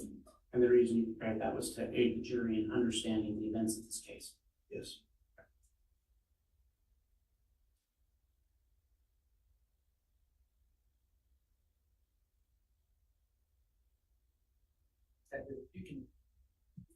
If you can take your pointer and go through these events and just read them into the record. July 11th, 2019, Charles Vallow dies.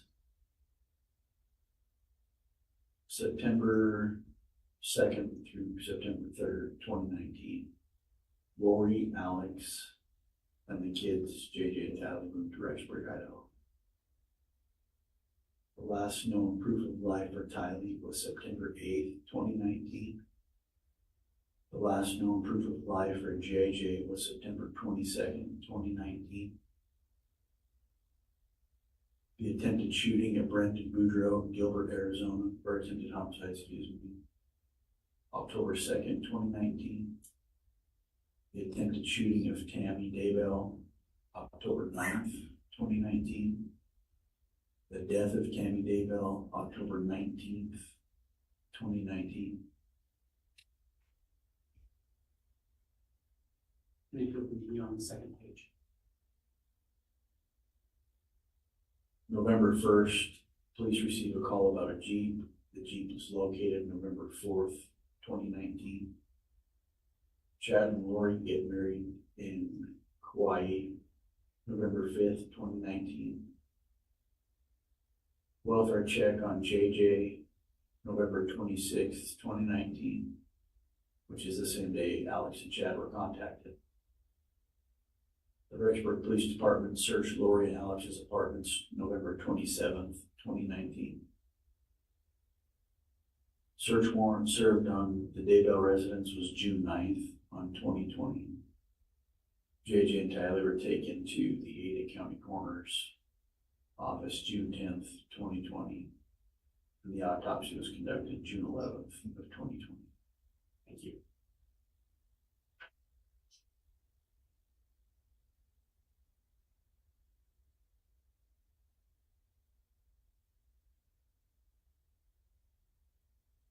Your Honor, I have no further questions for this witness at this time.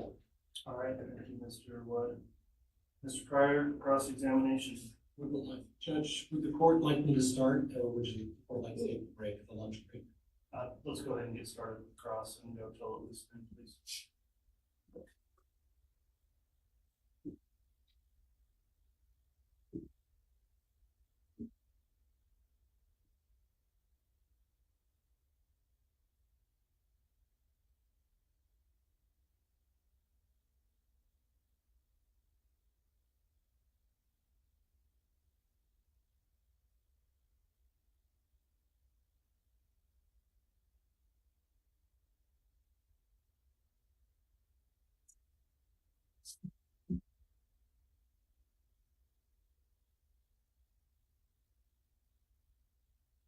Good afternoon, all.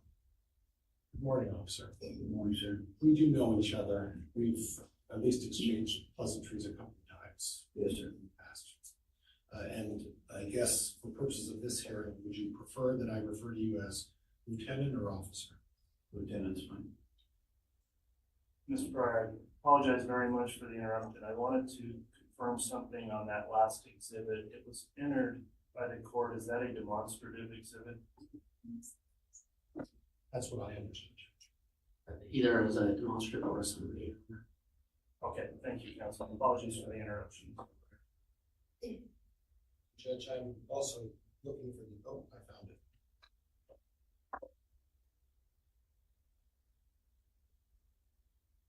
So Lieutenant, you've been involved in a number of aspects in regards to this case, is that right? That's correct.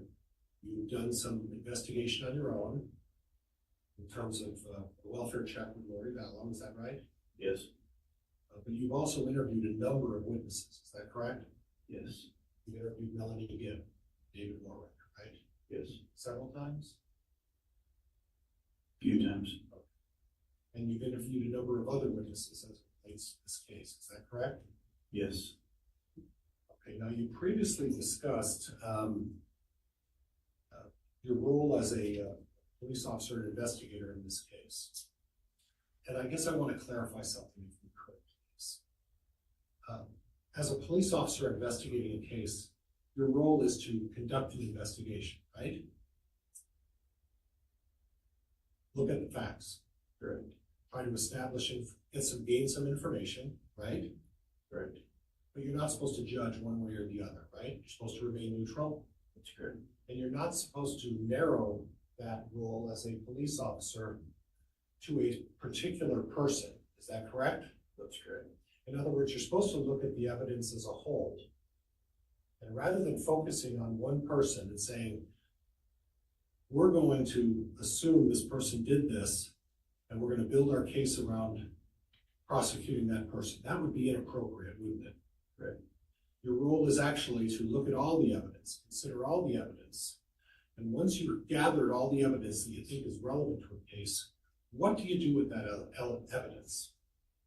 We follow the evidence.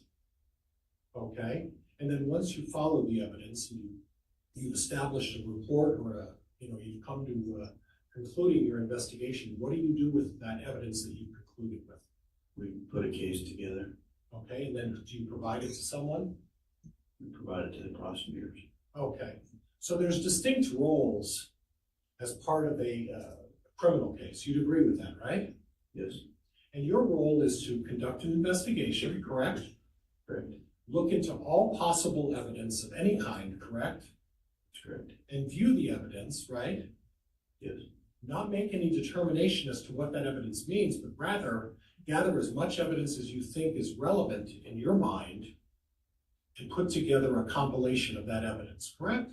Correct. Okay.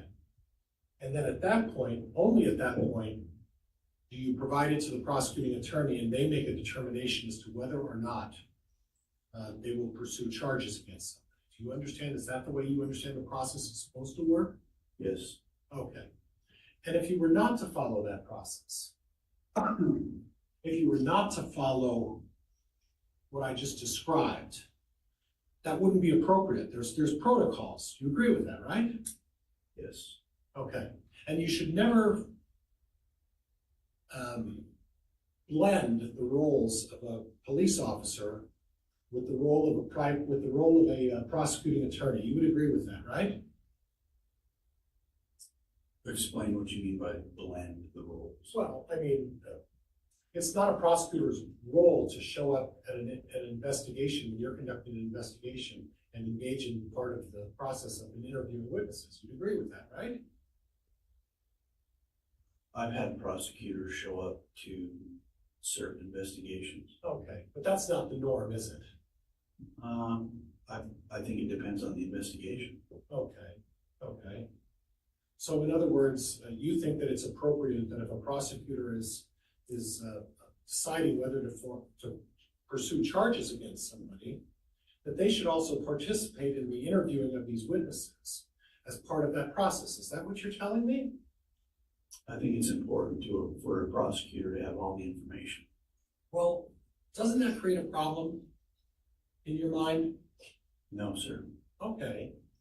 Well, let me talk to you a little bit about that. Because if you're doing an investigation and you're really remaining neutral as part of that investigation, right? You're not supposed to make judgments, correct? Correct. You're supposed to look at the evidence, gather all the evidence, and then make a determination of what evidence you want to submit to a prosecuting attorney, right? Correct. Do you ever get involved in the process of deciding whether someone should be charged or not?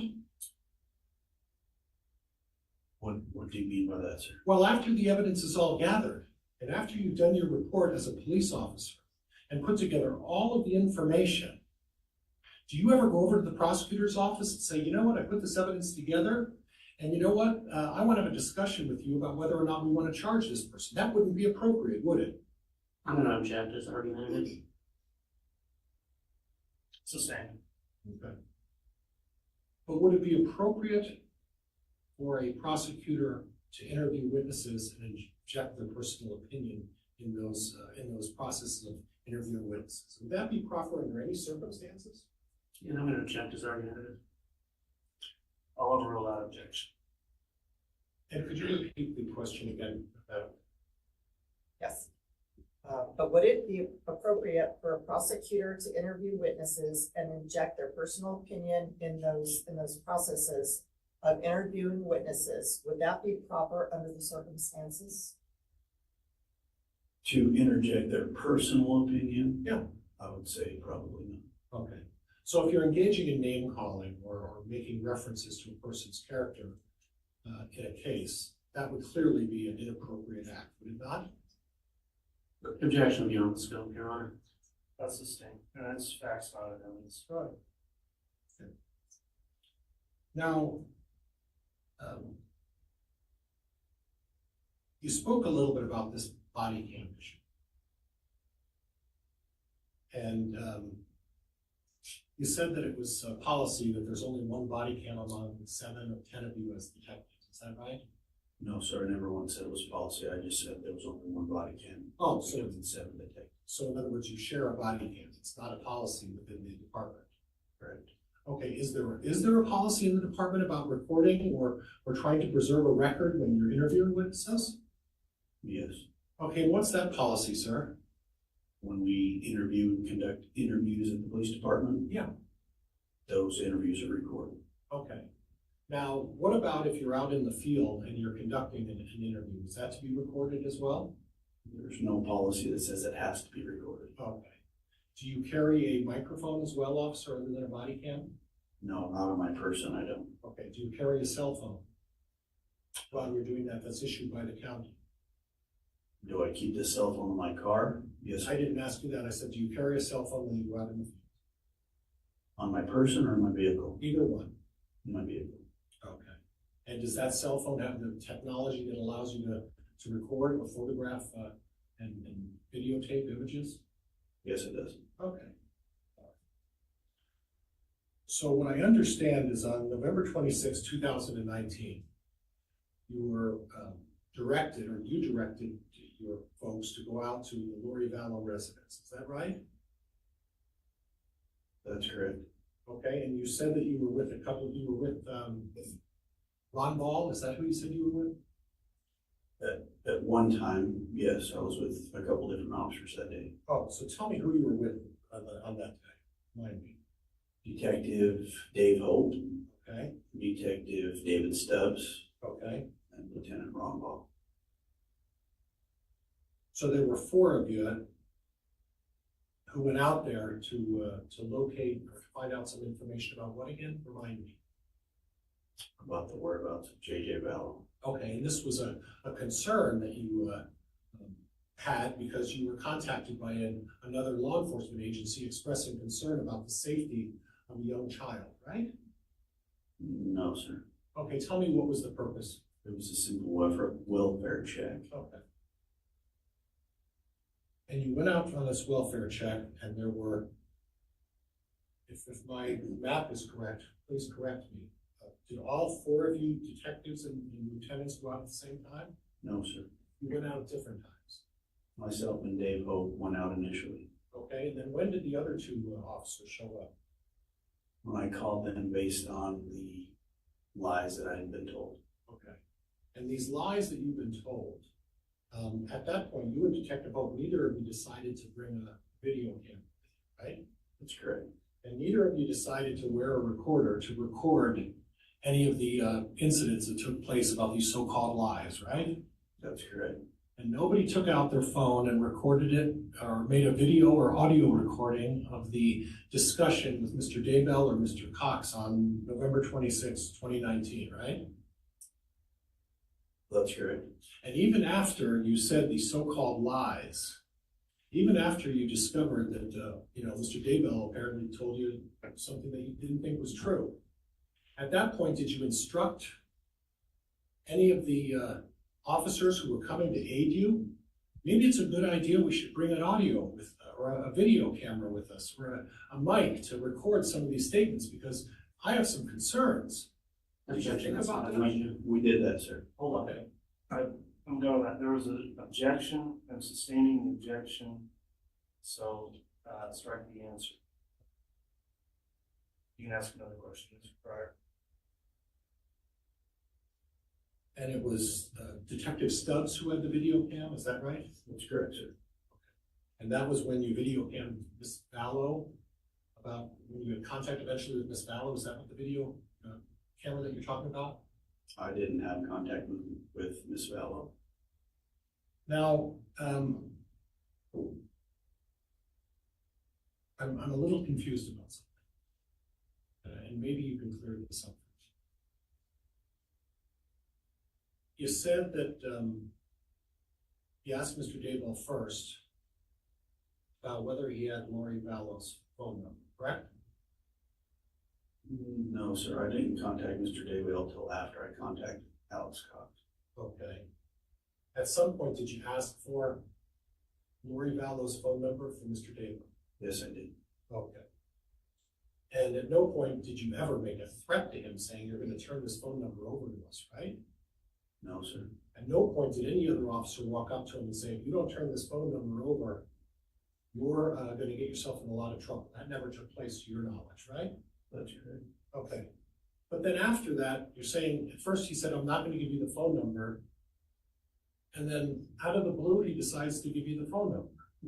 Objection that states the facts and evidence. Okay. Then subsequent to that, he Hold on, decides. Mr. Pryor.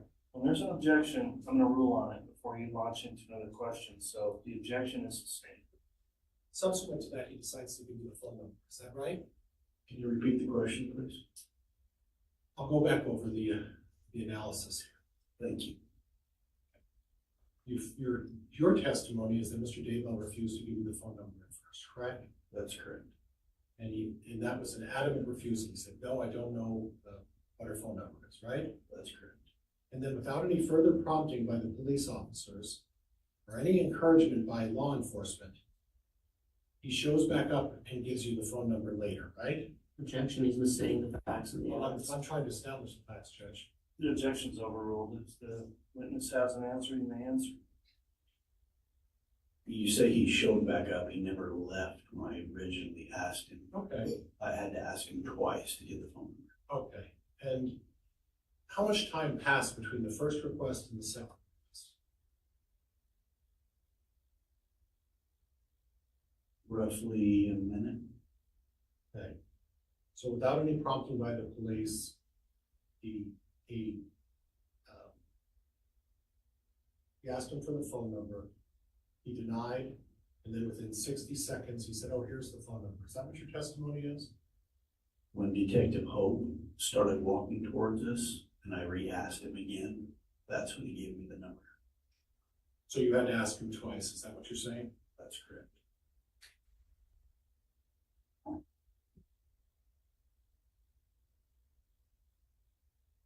Now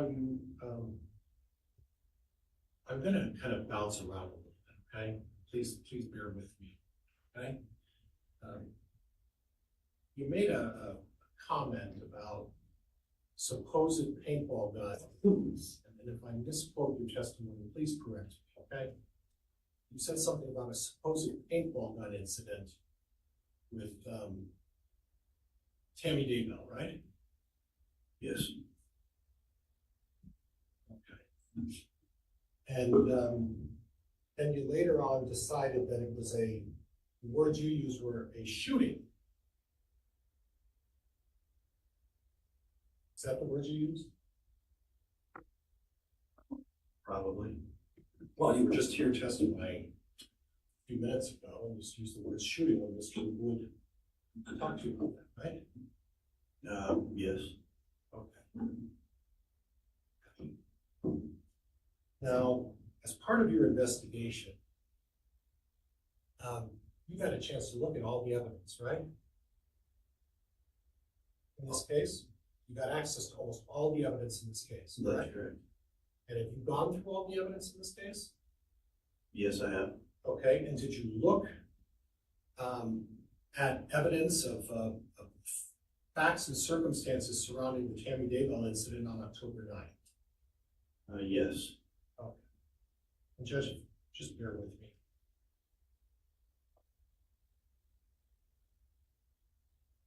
Your Honor, if he's gonna be showing evidence digitally, we'll draw our screen back up. Yeah.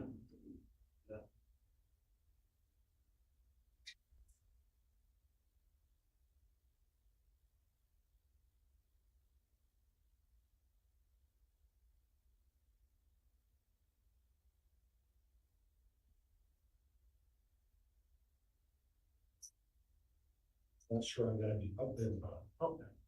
Now, I would represent to you that we previously stipulated to the admission of a number of exhibits in this case.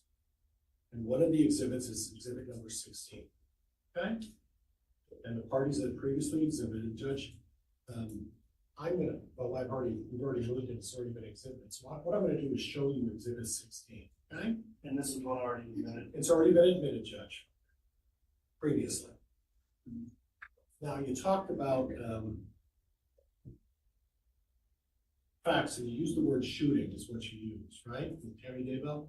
Correct. And you don't believe that Tammy Daybell was shot at with anything other than a paintball gun, do you? Objection, relevance. Overruled. You don't believe that Tammy Daybell was shot with anything other than a paintball gun, do you? Yes, I do, sir. Okay, and what do you base that on? The evidence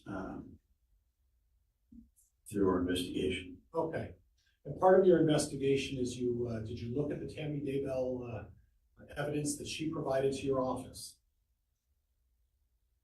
To my office or Fremont County? Fremont County. I did. Okay. And one of the pieces of evidence is exhibit number 16.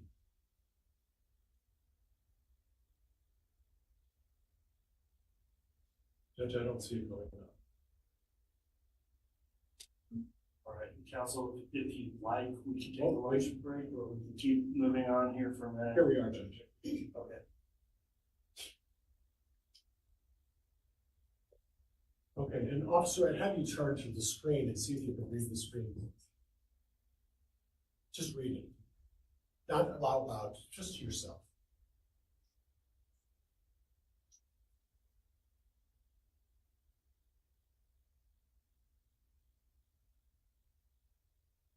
Let me know when you're done. I'm done, sir. Okay. And I would represent to you that this is a email from Tammy Daybell to her friends in the Salem 3rd Ward of her church. Okay? And would you start with the word something and read the email to me? Something really weird just happened. I want you to know so you can watch out. I'd gotten home and parked in our front driveway. As I was getting stuff out of the back seat, a guy wearing a ski mask suddenly standing at the back of my car with a paintball gun. He shot at me several times, although I don't think it was loaded. I yelled for Chad and he ran around the back of the house. I have no idea what his motive was, and he never spoke, even after I asked him several times what he, though. Okay. So, and do you see the date on this email?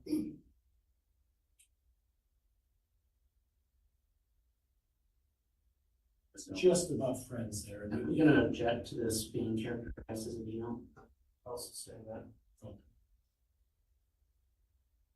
Do you want to clarify, Mr. Farr, what type of communication it is? Well, it's a communication to the friends of the church, and I think it's a text I'm message. sorry. I can. I believe it's a text message. Judge, I may have misstated that it was an email. Okay. My apologies. So this text message went out to all of the friends of the Salem 3rd Ward. It's an LDS ward over in town of Salem, right? I can't answer I that. don't know. You know where the town of Salem is, right? I do. And that's a town that's close to Rexburg? Correct. Okay. And obviously, you can't answer that about the ward or anything like that, but obviously the term ward would suggest that it's some sort of a religious group of folks they're talking to, right? Correct. Okay. But this email doesn't say that she was shot with a gun, or there's even a mention of a gun. The email talks about a paintball. Again, I'm gonna object to characterization of this as an email. Needs to be Text message, Judge, it's gonna be. I'm sorry. We'll speak to it. Yeah. When there's an objection, Mr. Corrigan, gotta have time to get it on the record, make a ruling, and then respond, please. So if it's sustained, this states the evidence. Text. I'm also gonna object to this being described as a text message. There needs to be some foundation for what this evidence actually is. Judge, I don't need a foundation. This has been admitted as an exhibit. This is All right. it. I'll overrule that objection. Jury can review it in the format it came in with the screen capture. So at any rate, this message from Ms. Daybell to the people of the Third Ward doesn't say that it was a gun, does it? Does say it's a gun, just says it's a paintball gun. Oh, it says paintball gun. You're right. Okay. Yes, sir. It doesn't say any other gun, right? That there's any confusion about that, right? Not in this email or text. Okay. Did you also have an occasion to look at the, I'll be bringing that up later, but the search engine from Tammy Daybell's account?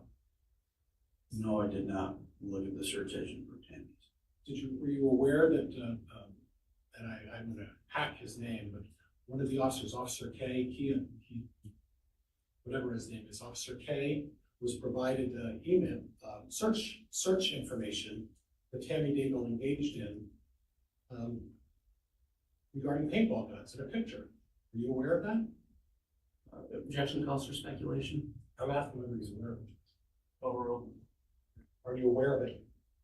I was aware that he was provided information. I can't tell you exactly what information he was. Okay, we'll get to that in another day. But did you also listen to the 911 call that was made regarding the paintball incident? I did. Okay. And there was no mention of a gun in that 911 call, right? No. The mention in the 911 call is that someone took a shot at me or tried to take a shot with a paintball gun, right? That's correct. Okay. So the suggestion today that it was a gun is based on your own hunch, right? No, sir. Well, do you have the gun? I have evidence of Google searches done by Alex Cox around that time. Okay. Do you have information as to where Alex Cox was at the time of this alleged shooting? Yes, sir. You do have evidence of that? He was at the Daybell residence earlier that day. I didn't ask you on the day of the Daybell residence at the time of this shooting. Do you recall when this shooting took place? I believe it was maybe 8 in the evening, maybe. Right. And let's clarify this, because the data that you have regarding him being at the residence was much earlier in the day, right? That's correct. And you don't have any data that shows that Alex Cox's phone dinged or any other communication device that Alex Cox had was at the location of the house at the time of this paintball incident, do you? At the time, no, sir. Okay. And so at this point, the information you're talking about is there's some Google searches by Alex Cox, correct? That's correct. And the information is that you've decided to not take into consideration Tammy Daybell's own statement about a paintball gun? Objection misstates his testimony. Sustained. So what other information are you leaning on to suggest that this was anything but a paintball gun? The Google searches performed by Alex Cox talked about shooting through Dodge Dakota. Okay. And I appreciate that. And that would be one of Chad and Tammy Daybell's vehicles. Is that correct? That's correct. Okay. Were you aware of who was driving the Dodge Dakota at the time that incident took place? No, sir. Okay. Did you talk to any of the family members, any of the 4 children, about who was actually the driver of this Dodge Dakota that Alex Cox was trying to figure out a way to shoot through? We attempted to contact those children and they wouldn't speak with us. Okay, so you don't know whether Chad Daybell or Tammy Daybell were driving that Dodge Dakota, right? That's correct. So the reality is that Tammy Daybell was driving the Dodge Dakota. It sounds like Alex Cox had something for Tammy Daybell. Is that what you're suggesting? I'm not suggesting that, I'm just simply stating what Mr. Cox's Google searches were around the time of that shooting. Okay, and you're basing those Google searches on your position that you believe this was a shooting, right? That's correct. Okay, so if Chad Daybell was driving the Dodge Dakota during this time, and he was the primary driver and maybe the only driver, would that mean then you would be looking at whether Alex Cox was trying to shoot Chad Daybell? Chad Daybell didn't call in a 911 call and said he was shot at. Tammy Daybell. Yeah, but Tammy Daybell called in a 911 call about a paintball gun. And it was a paintball gun. And we'll have Officer Cannon talk about that. And we'll listen to the 911 call. Objection, that's not a question. Well, the question is, Mr. Pryor, again, you've got to give me an opportunity to rule an objection. If it is sustained, let's just argue it's not a question. You can ask another question. the shooting and the call that was taking place was in reference to a paintball gun incident, wasn't it? Can you repeat the question, sir? I couldn't hear you. The call that was made regarding this incident was a 911 call about a paintball incident, wasn't it? They used the words paintball in the 911 call. That's correct. We'll move on. Okay. Now, we previously talked about, and Judge, I don't know when you want to stop, I've got a ways to go. I think this probably is a good time for the lunch break, even the time. So we will take our lunch recess, that will be an hour. We'll plan on coming back on for additional testimony around 10:15 after 1. All rise, please.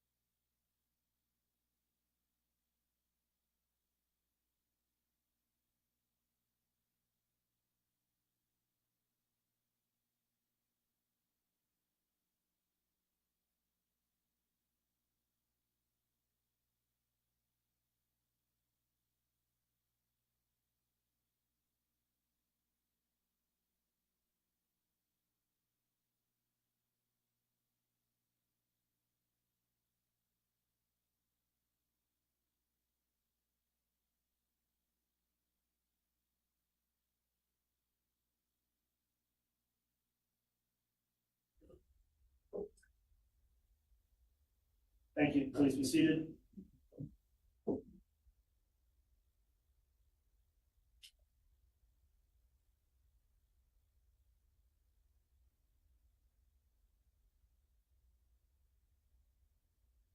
Mr. Pryor, you ready to continue with your cross-examination? Yes, Judge. Okay, we'll go ahead and have the jurors brought in. Mr. Judge, would you prefer I wait? It's up to you. You can go take the podium if you'd like, or you can wait at council table.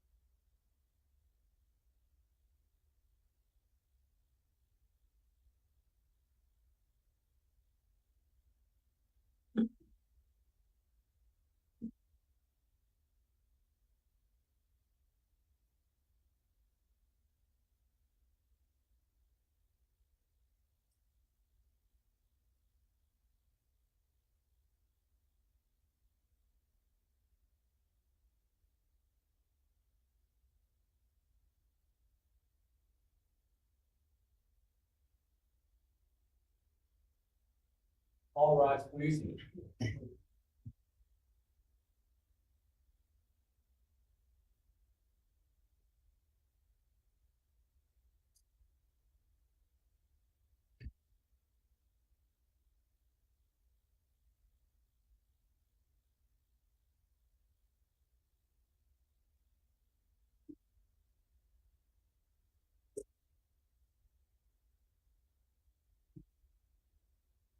The jury is present and counsel.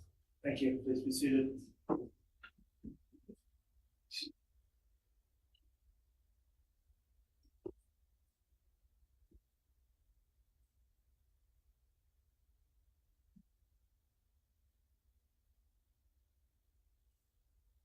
All right, we are back on the record on case CR 2221-1623, State of Idaho versus Chad Daybell. The defense is conducting cross-examination of the witness, Detective Hermosillo. Mr. Pryor, if you'd like to continue, you may. Officer Hermosillo, I'm going to take my time. I didn't probably need too much coffee this morning, so I avoided that over the lunch hour. Now I think I'm okay. Let's hope so. I think the judge has admonished me enough at this point that I think I got the point. So we're going to go a little slower if you don't mind. Yeah. So I want to go back to the paintball incident.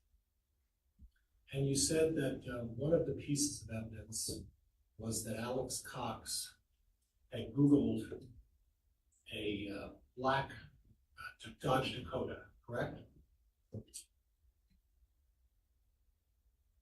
He Googled what caliber it would take to shoot through the windshield of Dodge Dakota.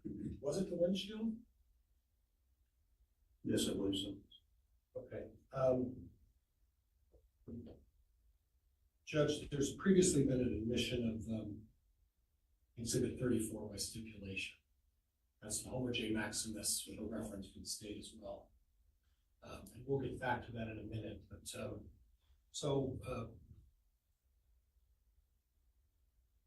there was at least a reference at some point that there was going to be trying to find out what kind of caliber it would take to penetrate a Dodge Dakota vehicle, at some point, windshield or otherwise, correct?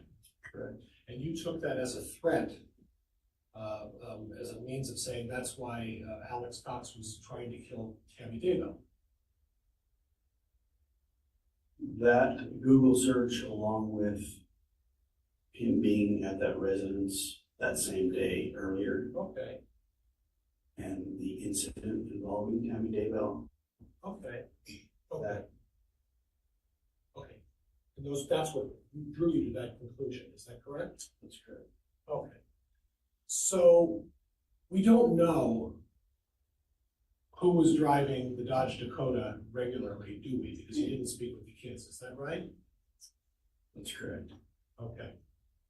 And we do know that on the day that you said Chad Daybell, at least you were alleging that Chad Daybell fled on sometime in June 9th. Is that correct? Objection misstates the testimony. Well, try to clarify that. High rate of speed, Chad Daybell left the area. Is that fair? That's fair. That's what you're stating, correct? That's correct. And in the vehicle that he was in, do you know that that was the Dodge Dakota that supposedly he was fleeing in? It was not Dodge Dakota he was fleeing. Okay, what vehicle was he fleeing in? I can't recall off the top of my head. We have it in inbound, but it wasn't the Dodge Dakota. Okay. Okay. So there were two vehicles, an Equinox and a Dodge Dakota. Which day, sir? On June 9th, there are two vehicles that the Daybells owned, an Equinox and a Dodge Dakota. So which one was it that he was allegedly fleeing? I just did. I couldn't recall the vehicle that Okay. was arrested. Okay, that's fair, that's fair. So, just to recap, we know that there was a Google search by Alex Cox on his Homer J. Maximus account, correct? Correct. And that there was an allegation that someone was, or that Alex Cox was trying to figure out what type of caliber to at least shoot at a black Dodge Dakota, correct? Correct. Okay. We don't know who the target was, or who the target was in that Dodge Dakota, but we know it was someone who owned the vehicle, obviously, right? Well, I would assume so. Okay, okay. Now, that's what you based on the fact that you thought that there was an attempt on Tammy Daybell that day, correct? Correct. Okay. Now, when you read that email from the Homer J, or the search from the Homer J. Maximus account, did you take into consideration the date of when that search took place? I did. And when was that? I can't recall. I have to refer to my notes. Okay. I'm gonna take the liberty of helping you out a little bit.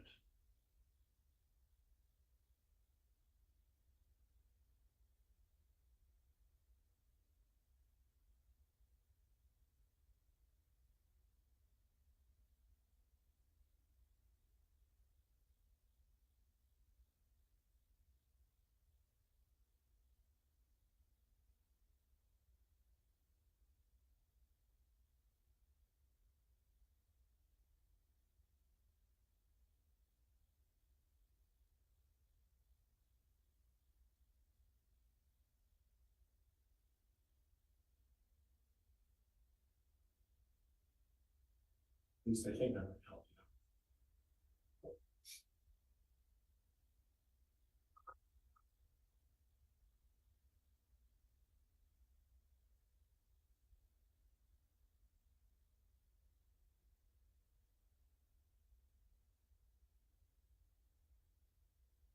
There.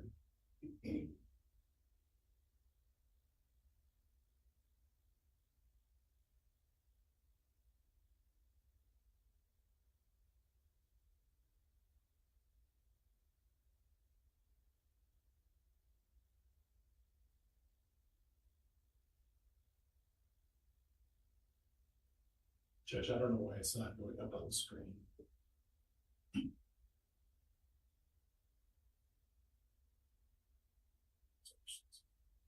Is this a exhibit?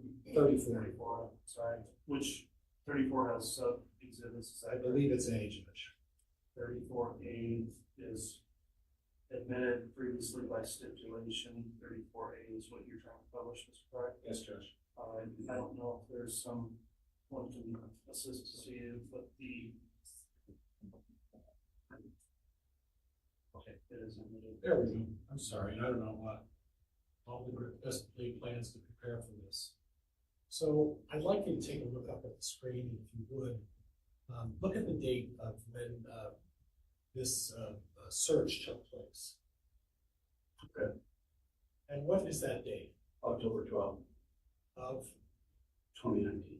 okay, now what was the date that allegedly Tammy Daybell was shot at with a paintball gun? October 9th, 2019. So if I understand, the incident with the paintball gun took place 3 days before this search took place. Correct. Okay, but you still continue to believe that was the basis for someone going after Tammy Daybell, is that right? That's correct. Okay, all right. But you don't have any Google searches that suggest anything else in a threatening manner? This is the one and only that you're relying on, is that right? No, that's not right. All right, what else are you relying If you scroll up on October 9th, I believe that evening, on? Okay. Go ahead. Alex Cox Googles how to make an AR-15 function in cold weather. Okay. There's some other Googles if you'd like to pull it up. Well, I've got those and we're gonna go through those. And we'll have an opportunity to do that, but, And that was the night Tammy was shot at. okay. And he Googled that night, right? That's correct. What time of night was that, do you recall? I'd have to look at my notes. Okay. Okay, but he also had a habit of Googling a lot of things, right? I can't answer that. Well, you know about the Hannibal Lecter thing, right? No, sir. Okay.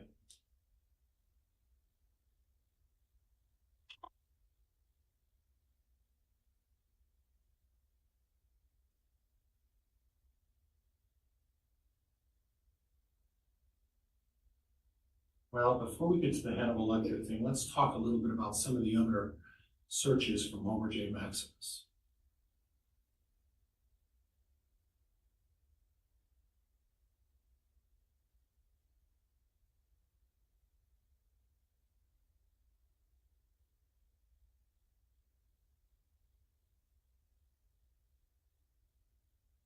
October 21. Best tactical cutting moves, right? Correct. See that one? All right, and Mr. Pryor, you're gonna have to stay by that microphone or we don't pick up what you said. Good judge.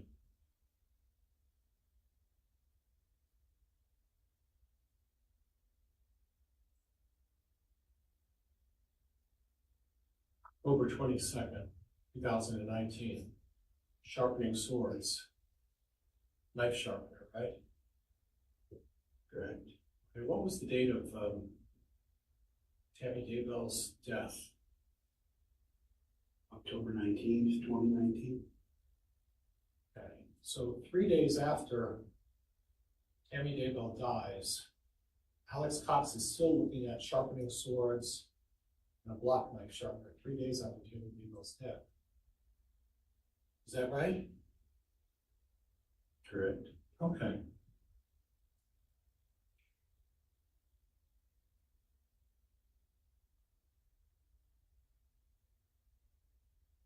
October 23rd. 4 days after Tammy Daybell's died.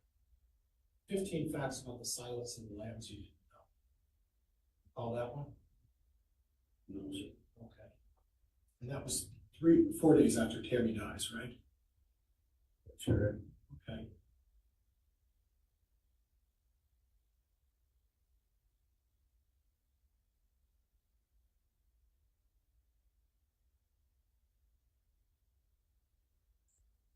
Now, when you searched, and I believe it was 107, was that the unit that we found all of the knives and the guns? No, sir, that was 175. Okay, 175, that was Lori Vallow's unit then, right? That was the unit that Lori Vallow lived in, but Alex Cox was on the tenant agreement. Okay, okay.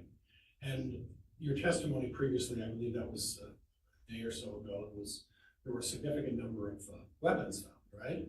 That's correct. Did you do a check on all of those weapons to see who they belonged to? I personally did not do a check on all those weapons. What about the knives or the ammunition? Did you check and see who those belonged to? I'm not quite sure how to check on who the knives don't belong to. I don't either. I just asked because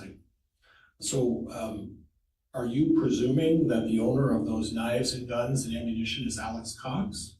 They were found amongst his belongings, so Okay. I presume that is. And we talked about this before, when I was doing some voir dire and native objection, that a lot of those items were items, the knives and the ammunition were items that you pulled out of bags and displayed for purposes of for lack of a better word, staging them for your photo op, right? That's correct. Okay, okay. But again, all of the ammunition, all of the weapons, all of the knives, and the ski mask, that was found in Alex Cox's, at or near Alex Cox's belongings, right?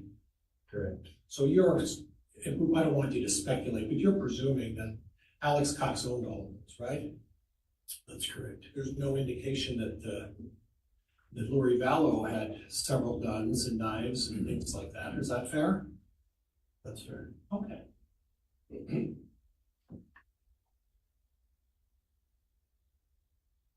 I want to switch gears a little bit.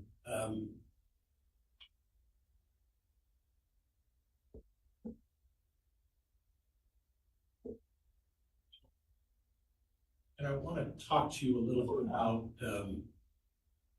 Charles Vallow. Okay? And I assume you've been communicating with the folks down in Arizona about all of that. Is that fair? Yes. Okay, so you're well versed in the facts as it relates to Charles Vallow, correct? No, I wouldn't say well versed. I know the basics. Okay, but are part of the basics to know where the court proceedings are and who was charged with what? You would have to be more specific. Okay, and do you know currently who's charged in the death of Charles Vallow? Yes. Okay, who is that?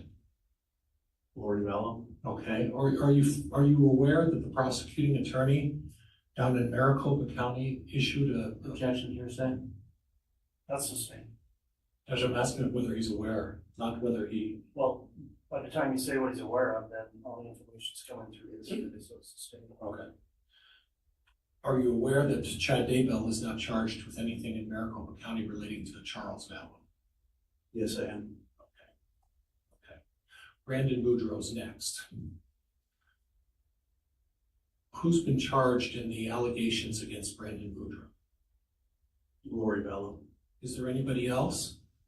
Not that I'm aware of. Okay, and you're also aware that Chad Daybell has not been charged in the allegations as they relate to Brandon Boudreaux, is that right? That's right. Okay.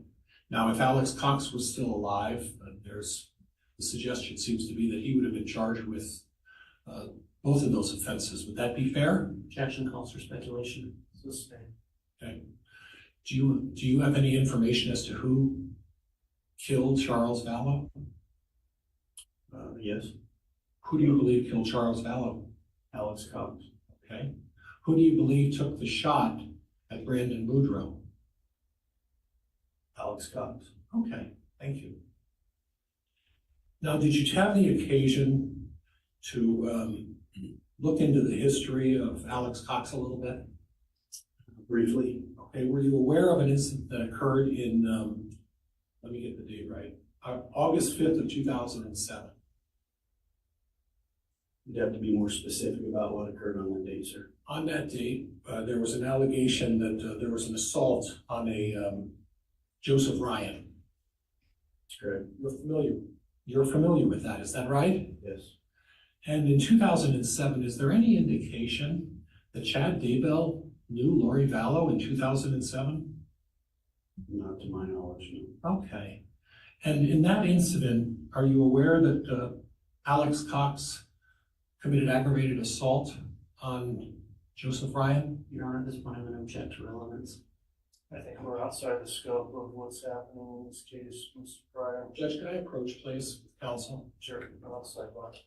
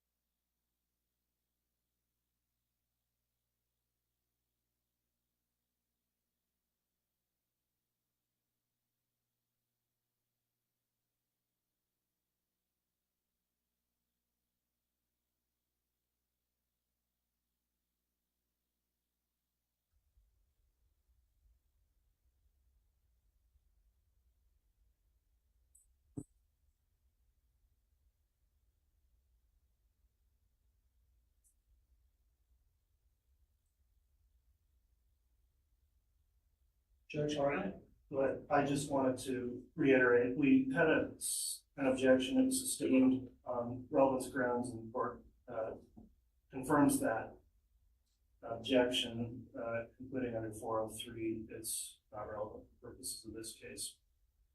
Judge, based on that ruling, the state would move to strike the question. All right, the question stricken on that topic won't be allowed. I would like to talk to you a little bit about Chad Daybell's phone, and I'd like you to refresh my recollection. Okay? Yeah. You made mention that on the 26th, when you were doing the initial welfare check, you followed up with calls to Mr. Daybell, is that right? That's right. And your testimony was that you weren't able to get an answer, or the phone was turned off? Every time we called, it went straight to voicemail, I believe. Oh, all right. Did you have an opportunity to go through Mr. Daybell's phone records? I personally have not, no. So there's no indication that the phone was ever turned off, was there? I can't testify to that. I didn't go through these records. But you can testify that it just went to voicemail. Correct. I can testify he didn't answer. Okay. Now, when you searched Lori Vallow's residence, there weren't any clothes in there. In the residence that she had hanging up on hangers, right? That's correct. Do you have any information to suggest that she had mailed or shipped her clothes to another location? No, I don't. Okay. And then you, at the time, you were aware that Mr. Daybell obviously was married to Ms. Vallow at that point, is that correct? That's correct. And is it your allegation that Mr. Daybell left on the 26th or 27th and also tried to avoid contact with law enforcement? I can't answer why Mr. Daybell left. All I can answer to is I wasn't able to get a hold of him after that date. Okay, and after that date, did you happen to check credit cards or phone records or anything like that to try to locate him? Again, sir, I didn't go through Mr. Daybell's phone records. Okay. Did you gain any information that Mr. Daybell was going on a vacation around the 26th or 27th of the end of the month? We later learned that Mr. Daybell was in California. Okay. And later learned that he was in California, and that was about the time of the 28th or 29th of November, is that right? I'd have to refer to my notes. Okay. And were you aware? Sounds right. Okay. And again, maybe the coffee's still affecting me. I'll try to slow down, okay? But you're also aware that Mr. Daybell on the 28th being at Knott's Berry Farms, right? Correct. And that was a family vacation with his kids, correct? I can't testify to who was there. Okay, so Mr. Daybell wasn't fleeing. He was on the 26th or 27th of the month when Lori Vallow's closet was empty. Mr. Daybell was on a family vacation. I can't testify that he wasn't fleeing. I can testify that I knew he was in California at a later date. Okay. And you know that later date was the end of November, right? Close to that date, sir, yes. Okay. And you know that subsequent to that, then he went on a trip to Hawaii after that, right? Yes, he was in Hawaii after that. Right. So if I understand the testimony, Mr. Daybell was at some point after the 26th, went on a planned family vacation at Knott's Berry Farms, right? I can't testify it was a planned family vacation. Okay, all right, that's okay. And then subsequent to that, he then went to Hawaii on a trip to Hawaii where there was some contact with you folks, correct? Yeah, we made contact with Mr. Daybell in Hawaii. Okay. And how is it that you found out that he was in Hawaii again? Remind me. Through tips that came in through our hotlines that we had set up and cell phone data. And this is just a question, I'm kind of curious. Did maybe you just look at plane records? Are you asking? Yeah, if I'm asking, did you guys look I'm at? sorry. I can't. Oh, I'm sorry. Go ahead, I'm sorry, sir. Can you repeat the question, please? Did at any time, did you just take the initiative to look at plane records? So each officer was tasked with different things. Okay, We did have an officer that looked through finance financial, and I assume he did look through plane records and credit cards. Okay, and, if Mr. Daybell was flying on a commercial plane or traveling from Boise to Knott's Berry Farm on a commercial plane, in your experience and knowledge of these things, there would have been a record of that, right? That's correct. Okay, all right, thank you. Now, I'm gonna switch gears again a little bit, okay? Please forgive me because I just want to make sure I hit all of these subjects. And before we go there, I want to make sure, you did get a subpoena from my office, is that correct? That's correct. And you've acknowledged that you've accepted that, correct? Right. And you were kind enough to contact my office and agree that if I need you to come back, you'll come back at a time that's suitable for both of us. Is that fair? Yes. Was there anything else discussed during that phone conversation? Date said I couldn't make it back. Okay, and that was because, and we're not gonna get into this to let everybody know, because it's nobody else's business, but you have an obligation of some sort, and I've acknowledged that, and we're gonna work on that. Is that fair? Objection elements. Sustained. Okay. Now, as part of your investigation, and I want to be specific to J.J. Vallow, okay? The last known sign of life was the 22nd. Is that fair? The last time that someone known. It was September 22nd of 2019. Right, okay. And the last, at least proof of life for Tylee Ryan was September 8th. Of 2019. Of 2019. So I'll do the math in my head if I can. There's 15 days difference between Tylee Ryan and J.J. Vallow. Is that correct? For the last proof of living or life, respectively. Roughly. 15 days. You think J.J. Died on around the 9th of September, 8th or 9th of September, and Tylee was the 22nd or 23rd. Is that fair? That's correct. Okay, thank you. Now, as part of the investigation, you looked into where J.J. Vallow was on the 22nd of September, correct? Correct. And on the evening of the 22nd of September, he was at Lori Vallow's home. That's correct. Okay. And present at that home, staying in that home, were Lori Vallow, correct? Correct. At least on the 22nd, J.J. Vallow was there, correct? That's correct. Melanie Gibb was there, correct? Correct. And David Warwick was there. Correct. Okay. And on that evening, they were conducting some sort of a religious podcast, the three of them, correct? Yes, sir. And the allegation is that JJ was acting up and went into the care of Alex Cox. Correct. And then Alex took JJ into a separate apartment, correct? On which day? On the 22nd? He took him to apartment 107. Correct. Right. His apartment or whoever was on the lease for that apartment, right? That's right. Okay. And then the last time that anybody saw JJ was later that evening, is that fair? Yes. And that was when Alex Cox was carrying JJ Vallow into the apartment of Lori, David, and Melanie Gibb, right? Correct. Who were all staying there together, correct? That's correct.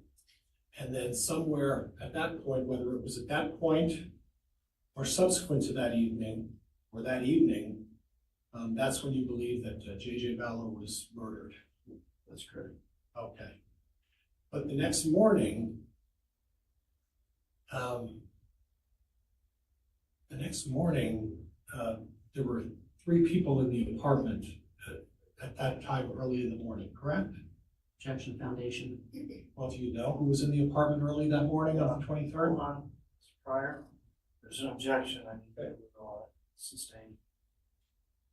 Do you have any knowledge of who was in the apartment on the 23rd of September, the morning of 2019? Yes. And who was there? David Warwick, Melanie Gibb, and Maury Vallow. Okay, and at that point, you believe that J.J. Vallow was already dead? I can't testify to the time, but I believe he was killed. Okay, but then within 2 hours later from that morning, you believe that he was buried on Chad Daybell's property, is that right? That's correct. Okay, okay. You had an occasion to talk with Melanie Gibb and David Warwick, is that right? That's right. Now, you did it a couple of times, if I recall, one by phone, right? With Melanie Gibb? Correct. And that wasn't recorded, was it? It was recorded. It was recorded? With her attorney? No. No, I'm talking about a regular phone call with Melanie Gibb, without an attorney. I don't remember a phone call. Okay, all right, we're gonna revisit that maybe at another date, but that's fine. But you also went down to Provo, Utah. And I'm going off of memory, but it was Provo, Utah on the 4th of June of 2020, is that right? Sure. Now, at that point, you were interviewing both David Warwick and Melanie Gibb about information they had about these allegations, correct? Correct. Okay. And who else was there? Myself, Lieutenant Ball, and Prosecutor Wood. Okay, so the prosecuting attorney, Mr. Wood, right there, and a lieutenant that you work with and yourself drove down to Provo, Utah. Correct. And was there anybody from any local law enforcement there as well? No. Okay, now there was an effort to record that conversation, is that right? Yes, it was recorded. Okay, was the entire thing recorded? I believe the very beginning wasn't. The recorder malfunctioned or something happened that was recorded, but the majority of that interview was recorded. The majority of it was. That's correct. So if I represent to you that there was 22 minutes of recording on that interview, does that sound about the length of what the interview was with Melanie Gibb? No. It doesn't? No. Okay. Would it be helpful if you were able to listen to that recording and view that recording to refresh your recollection? Refresh my recollection. Like about the length of time that recording was? It should have been longer than 22 minutes. We were there longer than 22 minutes. How long were you there? Roughly, say about an hour maybe. Okay.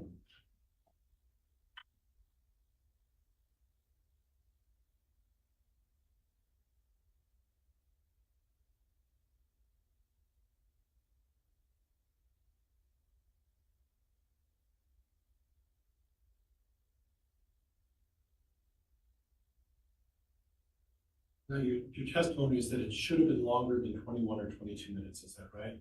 That's correct. Would it surprise you to learn that, well, you don't know exactly how long that interview took place, right? Yeah, I couldn't tell you the exact time. And you don't know the length of the recording itself, is that fair? That's fair.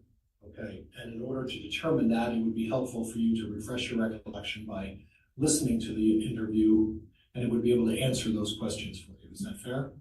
That's fair. Your Honor, I'm gonna object beyond the scope. We're way beyond the scope of your red, counsel, if also the officer's going to review that, and I permit it, of course, it's not going to be in the presence of the jury. So also saying the objection on beyond the scope. Judge, are you talking about beyond the scope of direct examination? Yes. Okay, then officer, we'll revisit that at another time, okay? And we'll leave that for another opportunity when I call you back. Now, on the day that J.J. Vallow was found on June 9th, okay? The pictures and the testimony you showed suggested that he was wearing red pajamas and some Skechers socks, is that right? Sure. Okay, do you have a recollection of what J.J. Ballo was wearing based on your investigation when he was carried by Alex Cox from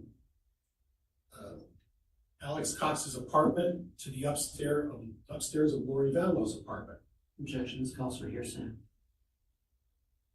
It doesn't necessarily call for hearsay. He's wondering what he observed him wearing, if you know, so Yes, that's how we'll go on that. tell me if you know the answer. I don't know the answer to that question. Okay. Do you know whether or not J.J. Vallo was wearing red pajamas when he was carried upstairs by Alex Cox? Sir, I don't know the answer to that Okay. question. Okay. And Judge, I think at this point, I'm gonna save the rest of my questioning for when I call the officer back in my case in chief. That's okay. Very well. You can do that. I'll conclude the cross-examination then. This time we'll begin with redirect from the state. Mr. Wood.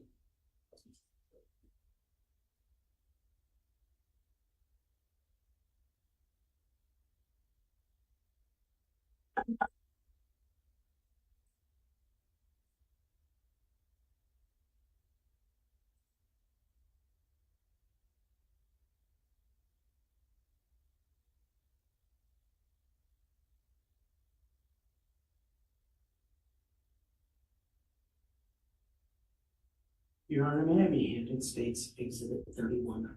Yes. And State's Exhibit 30.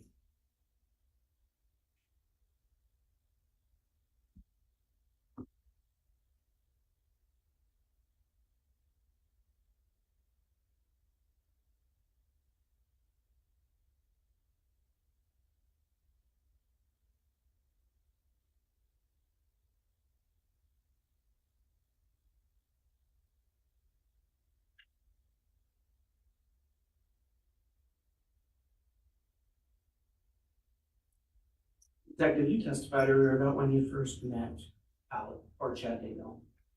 Correct. Who was he with? Alex Cox.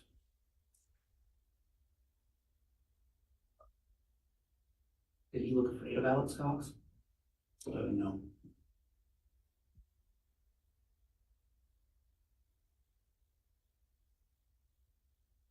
Alex Cox was Chad Daybell's brother-in-law, correct? When you met him? That's correct.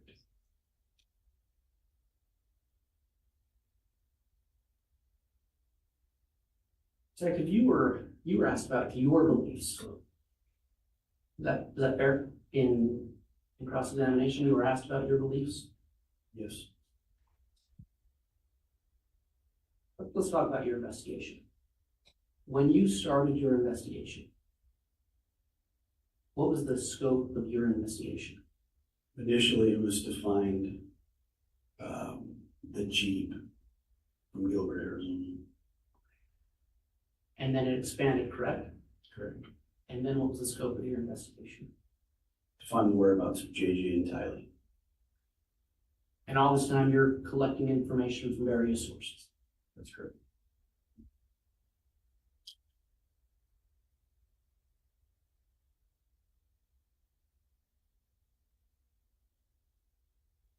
Your Honor, may I publish State's Exhibit 31? Yes.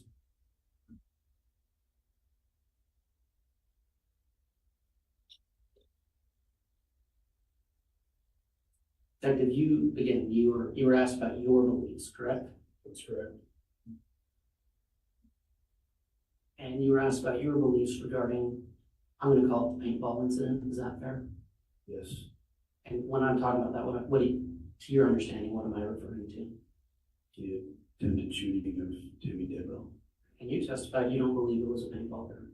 That's correct. So why not?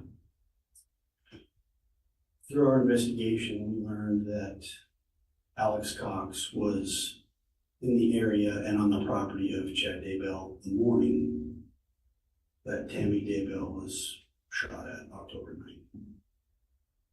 Through Google searches from Homer J. Maximus, which was Alex's Google account, the night that Tammy Daybell was shot, it was a colder evening. And the Google searches were how to make an AR-15 function in cold weather. And without referring to my notes, can I refer to my notes? Would it refresh your memory to review your notes? Yes, sir. Your Honor, may the witness look at his report. No objection. Yes, you can look at it, not to testify, prone to refresh your recollections, so once you looked at that, it's now.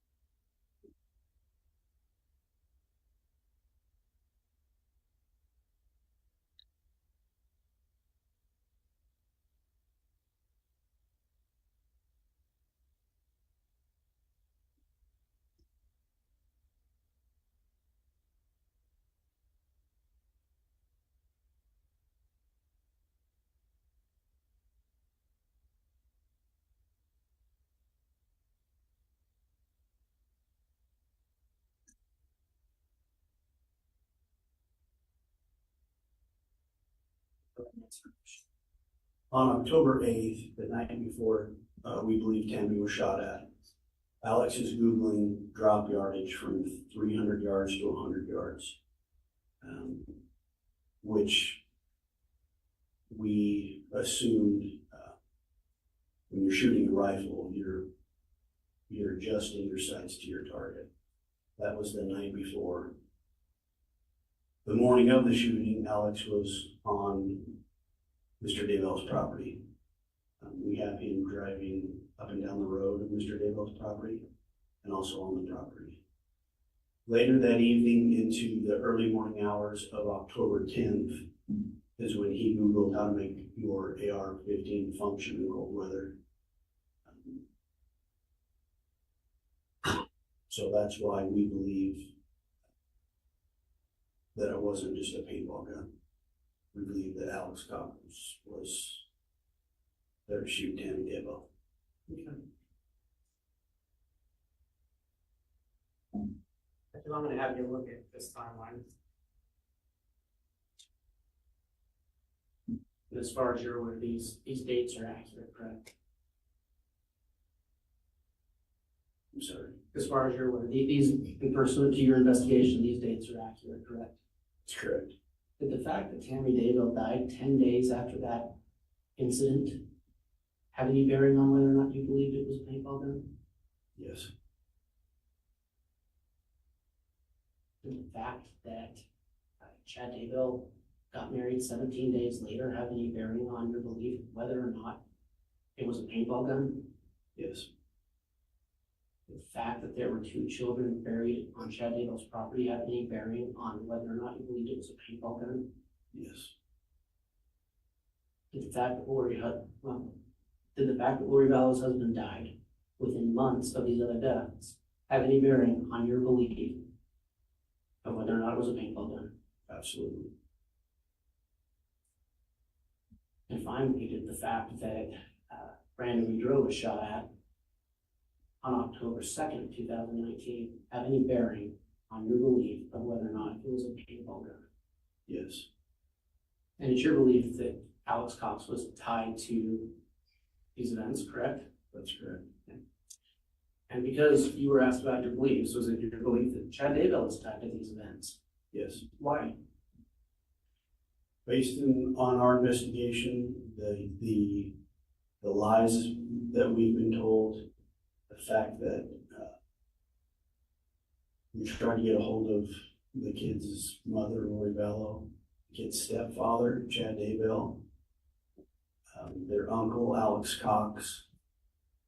We weren't able to get a hold of anybody. We were left in the dark. Based on all those events, that's what our beliefs were as a collectively. Pursuant to your investigation, you know when Alex Cox died? December 12th, 2019. At any time after Alex Cox died, did Mr. Daybell call the Rexburg police to report that there might be dead children located on his property? No, he didn't. Did he call the Rexburg police with any concerns that perhaps his wife had been harmed by someone? No, he didn't. Did he call the Rexburg police before Alex Cox died to say he might be in danger? Judge, we're going beyond the scope, but if you want me to, I'd ask that it be an opportunity to revisit those issues. I'm gonna sustain that objection. Okay.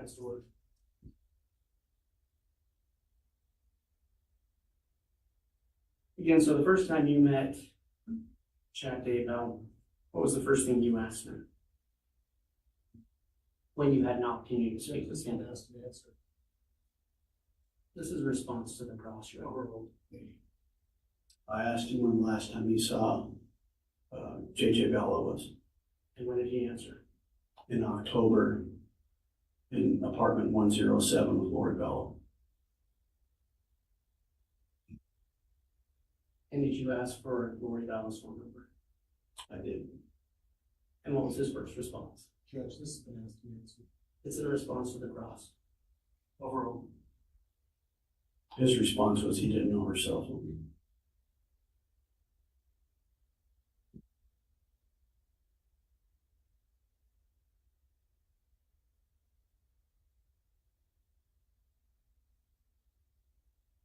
Detective, you were asked a little bit about how you do an investigation. Correct? Correct. And we spoke about the scope of your investigation in this case. Correct. It was your testimony that you followed where the evidence took you in this case. That's correct. No further questions, Your Honor. All right, Mr. Wood. Judge, there were some issues that were opened up. I'd like the opportunity to meet with this. There were a few, so I'll allow unlimited recross, particularly considering your statement that you're gonna recall the witness, it'll be limited, but if you'd like to, Mr. Pryor, you may.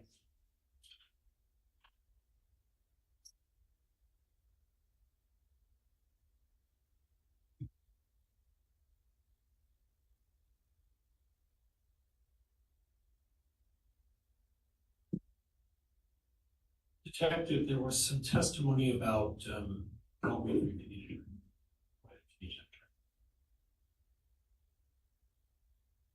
Thank you.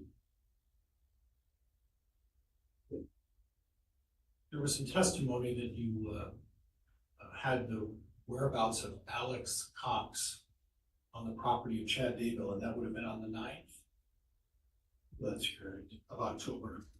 Yes. Do you have a recollection of how long he was there on that property? I don't. Okay, and you're basing that knowledge on his phone records and his pings, right? Correct.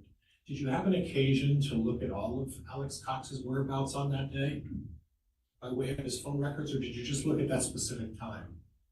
We were more interested in that specific time.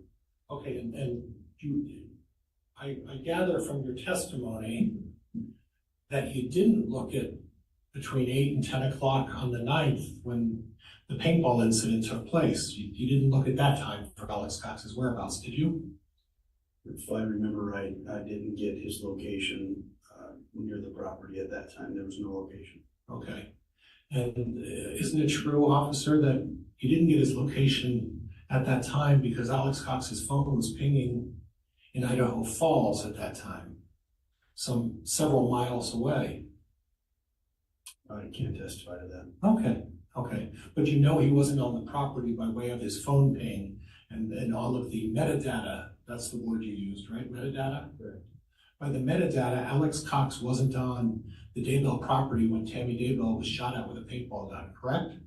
No, sir, I can't answer that. I can answer that Alex Cox's cell phone or his device was not on the property. Okay, and you can also say that his device was on Chad Daybell's property sometime in the morning of the 9th of October, right? And driving down the roadway in front of the property. Right. And we don't know who else was on the property on the 9th of October, do we? I can't testify to who was on the property. Right. So we don't know if he was there by himself or is he there with other folks, correct? That's correct. Okay. And when we're talking about you've been on the Daybell property, right? A couple of times. Yes. And you took a photo of the car, and we're gonna revisit that next time we get together. But it's not 100 yards from the end of the Daybell driveway to the road, is it? No, sir. Do you have an idea of how long that driveway is? Could you give me an idea if you know? If you know, I couldn't testify to that. is it 50 yards? No, I would say maybe 30, maybe 30 yards? 20, 30 yards. Yeah. So 60 to 90 feet. That's my rough guess, yes. Okay, so if we're looking at a rifle at 300 yards and dropping it down to 100 yards, we don't need 100 yards to get from one end of the Daybell driveway to the other, do we? What our investigation or our belief was, if you're asking me what my belief is, No, I'm asking you the distance down the end of the Daybell driveway to the top of the Daybell driveway that's not 100 yards, right? that's correct. That's all I have, Judge. Thank you.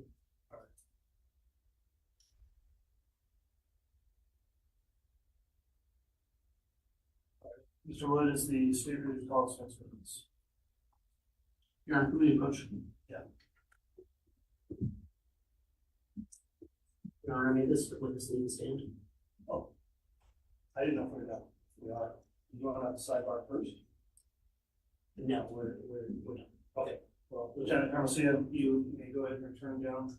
And because you are still under subpoena, maybe recall, I will admonish you to abide by the court's exclusionary rule. You're not permitted to review testimony trial between now and the time you return for testimony. If you fail to follow that and follow the trial or observe any testimony, you will not be permitted to testify again. All right. Okay, thank you.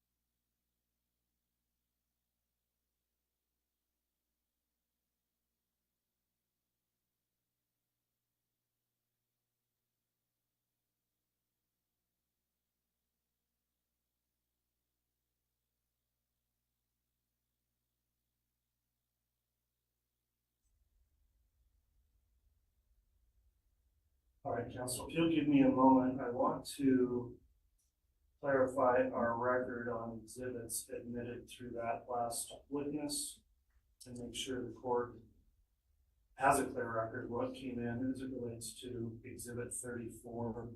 So we did have a stipulation that on the record here, and for the jurors to know as well, we had, I believe 34 had separate attachments or would be separate exhibits, 34A, B, C, D, and E.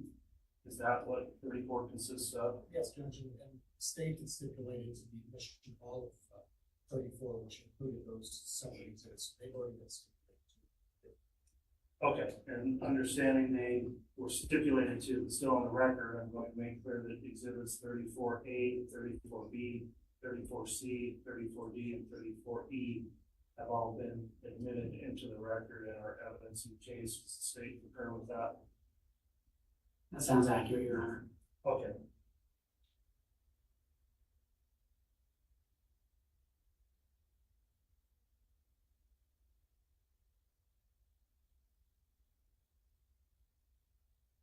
Council, when we conclude, I'll have you stick around for a minute to also see if we need further clarified exhibits on the record. At this time, ladies and gentlemen of the jury and those in attendance, I've discussed scheduling here with counsel. We got this trial started and moving along with jury selection a little quicker than anticipated, and the state is at its stage of putting on its case in chief. They're doing their best to line up witnesses to appear here, coming a little sooner than anticipated, and that's the explanation. We are going to go ahead and conclude for today in order to allow the state to have a full day's worth of evidence and testimony beginning on Monday, and then next week we should be on a full slate of Monday through Friday trial. Notice also, as I mentioned previously, that tomorrow is not going to be a day of trial, so as I understand it, the state would request that we then conclude trial for the week and commence again on Monday morning. Is that correct? Yes, Your Honor. The state, or I'm sorry, does the defense have any objection to that? No objection, Judge. Thank you. Okay.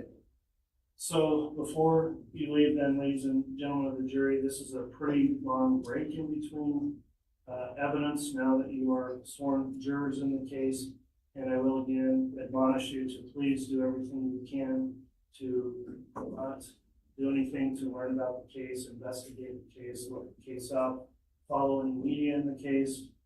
If you do see anything being reported, try to avoid that. Don't talk about the case to anyone else or any of the evidence or facts with anyone, including with each other. You can only do that when you start your deliberations.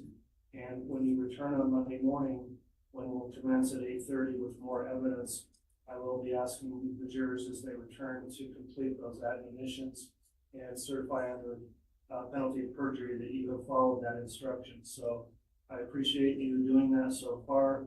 I have confidence you will continue to do that. And thank you for your time and efforts today. That will conclude our trial for today, and we will resume again on Monday with further evidence. All rise, please.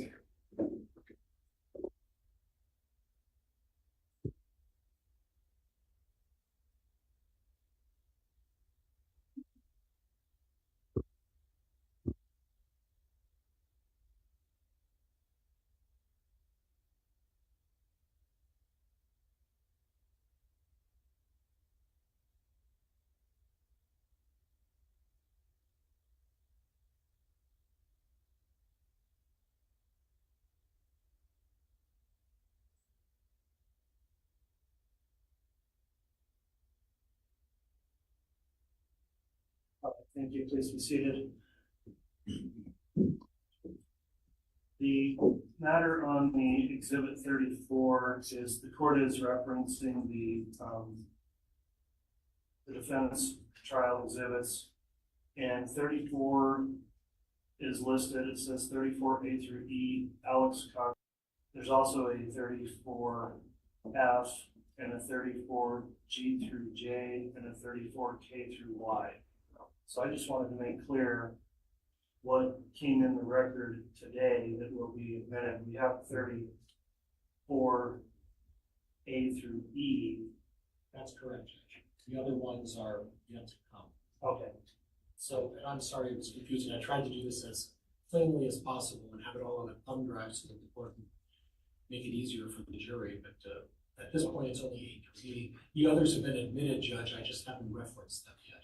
okay, and just to be clear, even though admitted or, and agreed to be admitted by stipulation, for this record to be accurate and for future reference of the record, each time a new exhibit is referenced, it needs to be just called out on the record so the clerk keeps an accurate list of what exhibits have come in and that those track with the actual exhibits. So I think the system works. We just need to make sure that individually, for example, with that, if there's multiple exhibits within a number, then we outline exactly what came in. That way we make sure the jury doesn't see any evidence they weren't supposed to see and they see all the evidence they are supposed to see.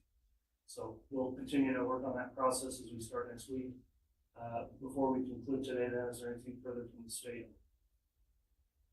No, Your Honor. Anything further from the defense? No, Your Honor, thank you. All right, thanks everyone in attendance today, also for following the court's conduct orders. I appreciate it very much, and we'll be in recess for the day. All rise, please.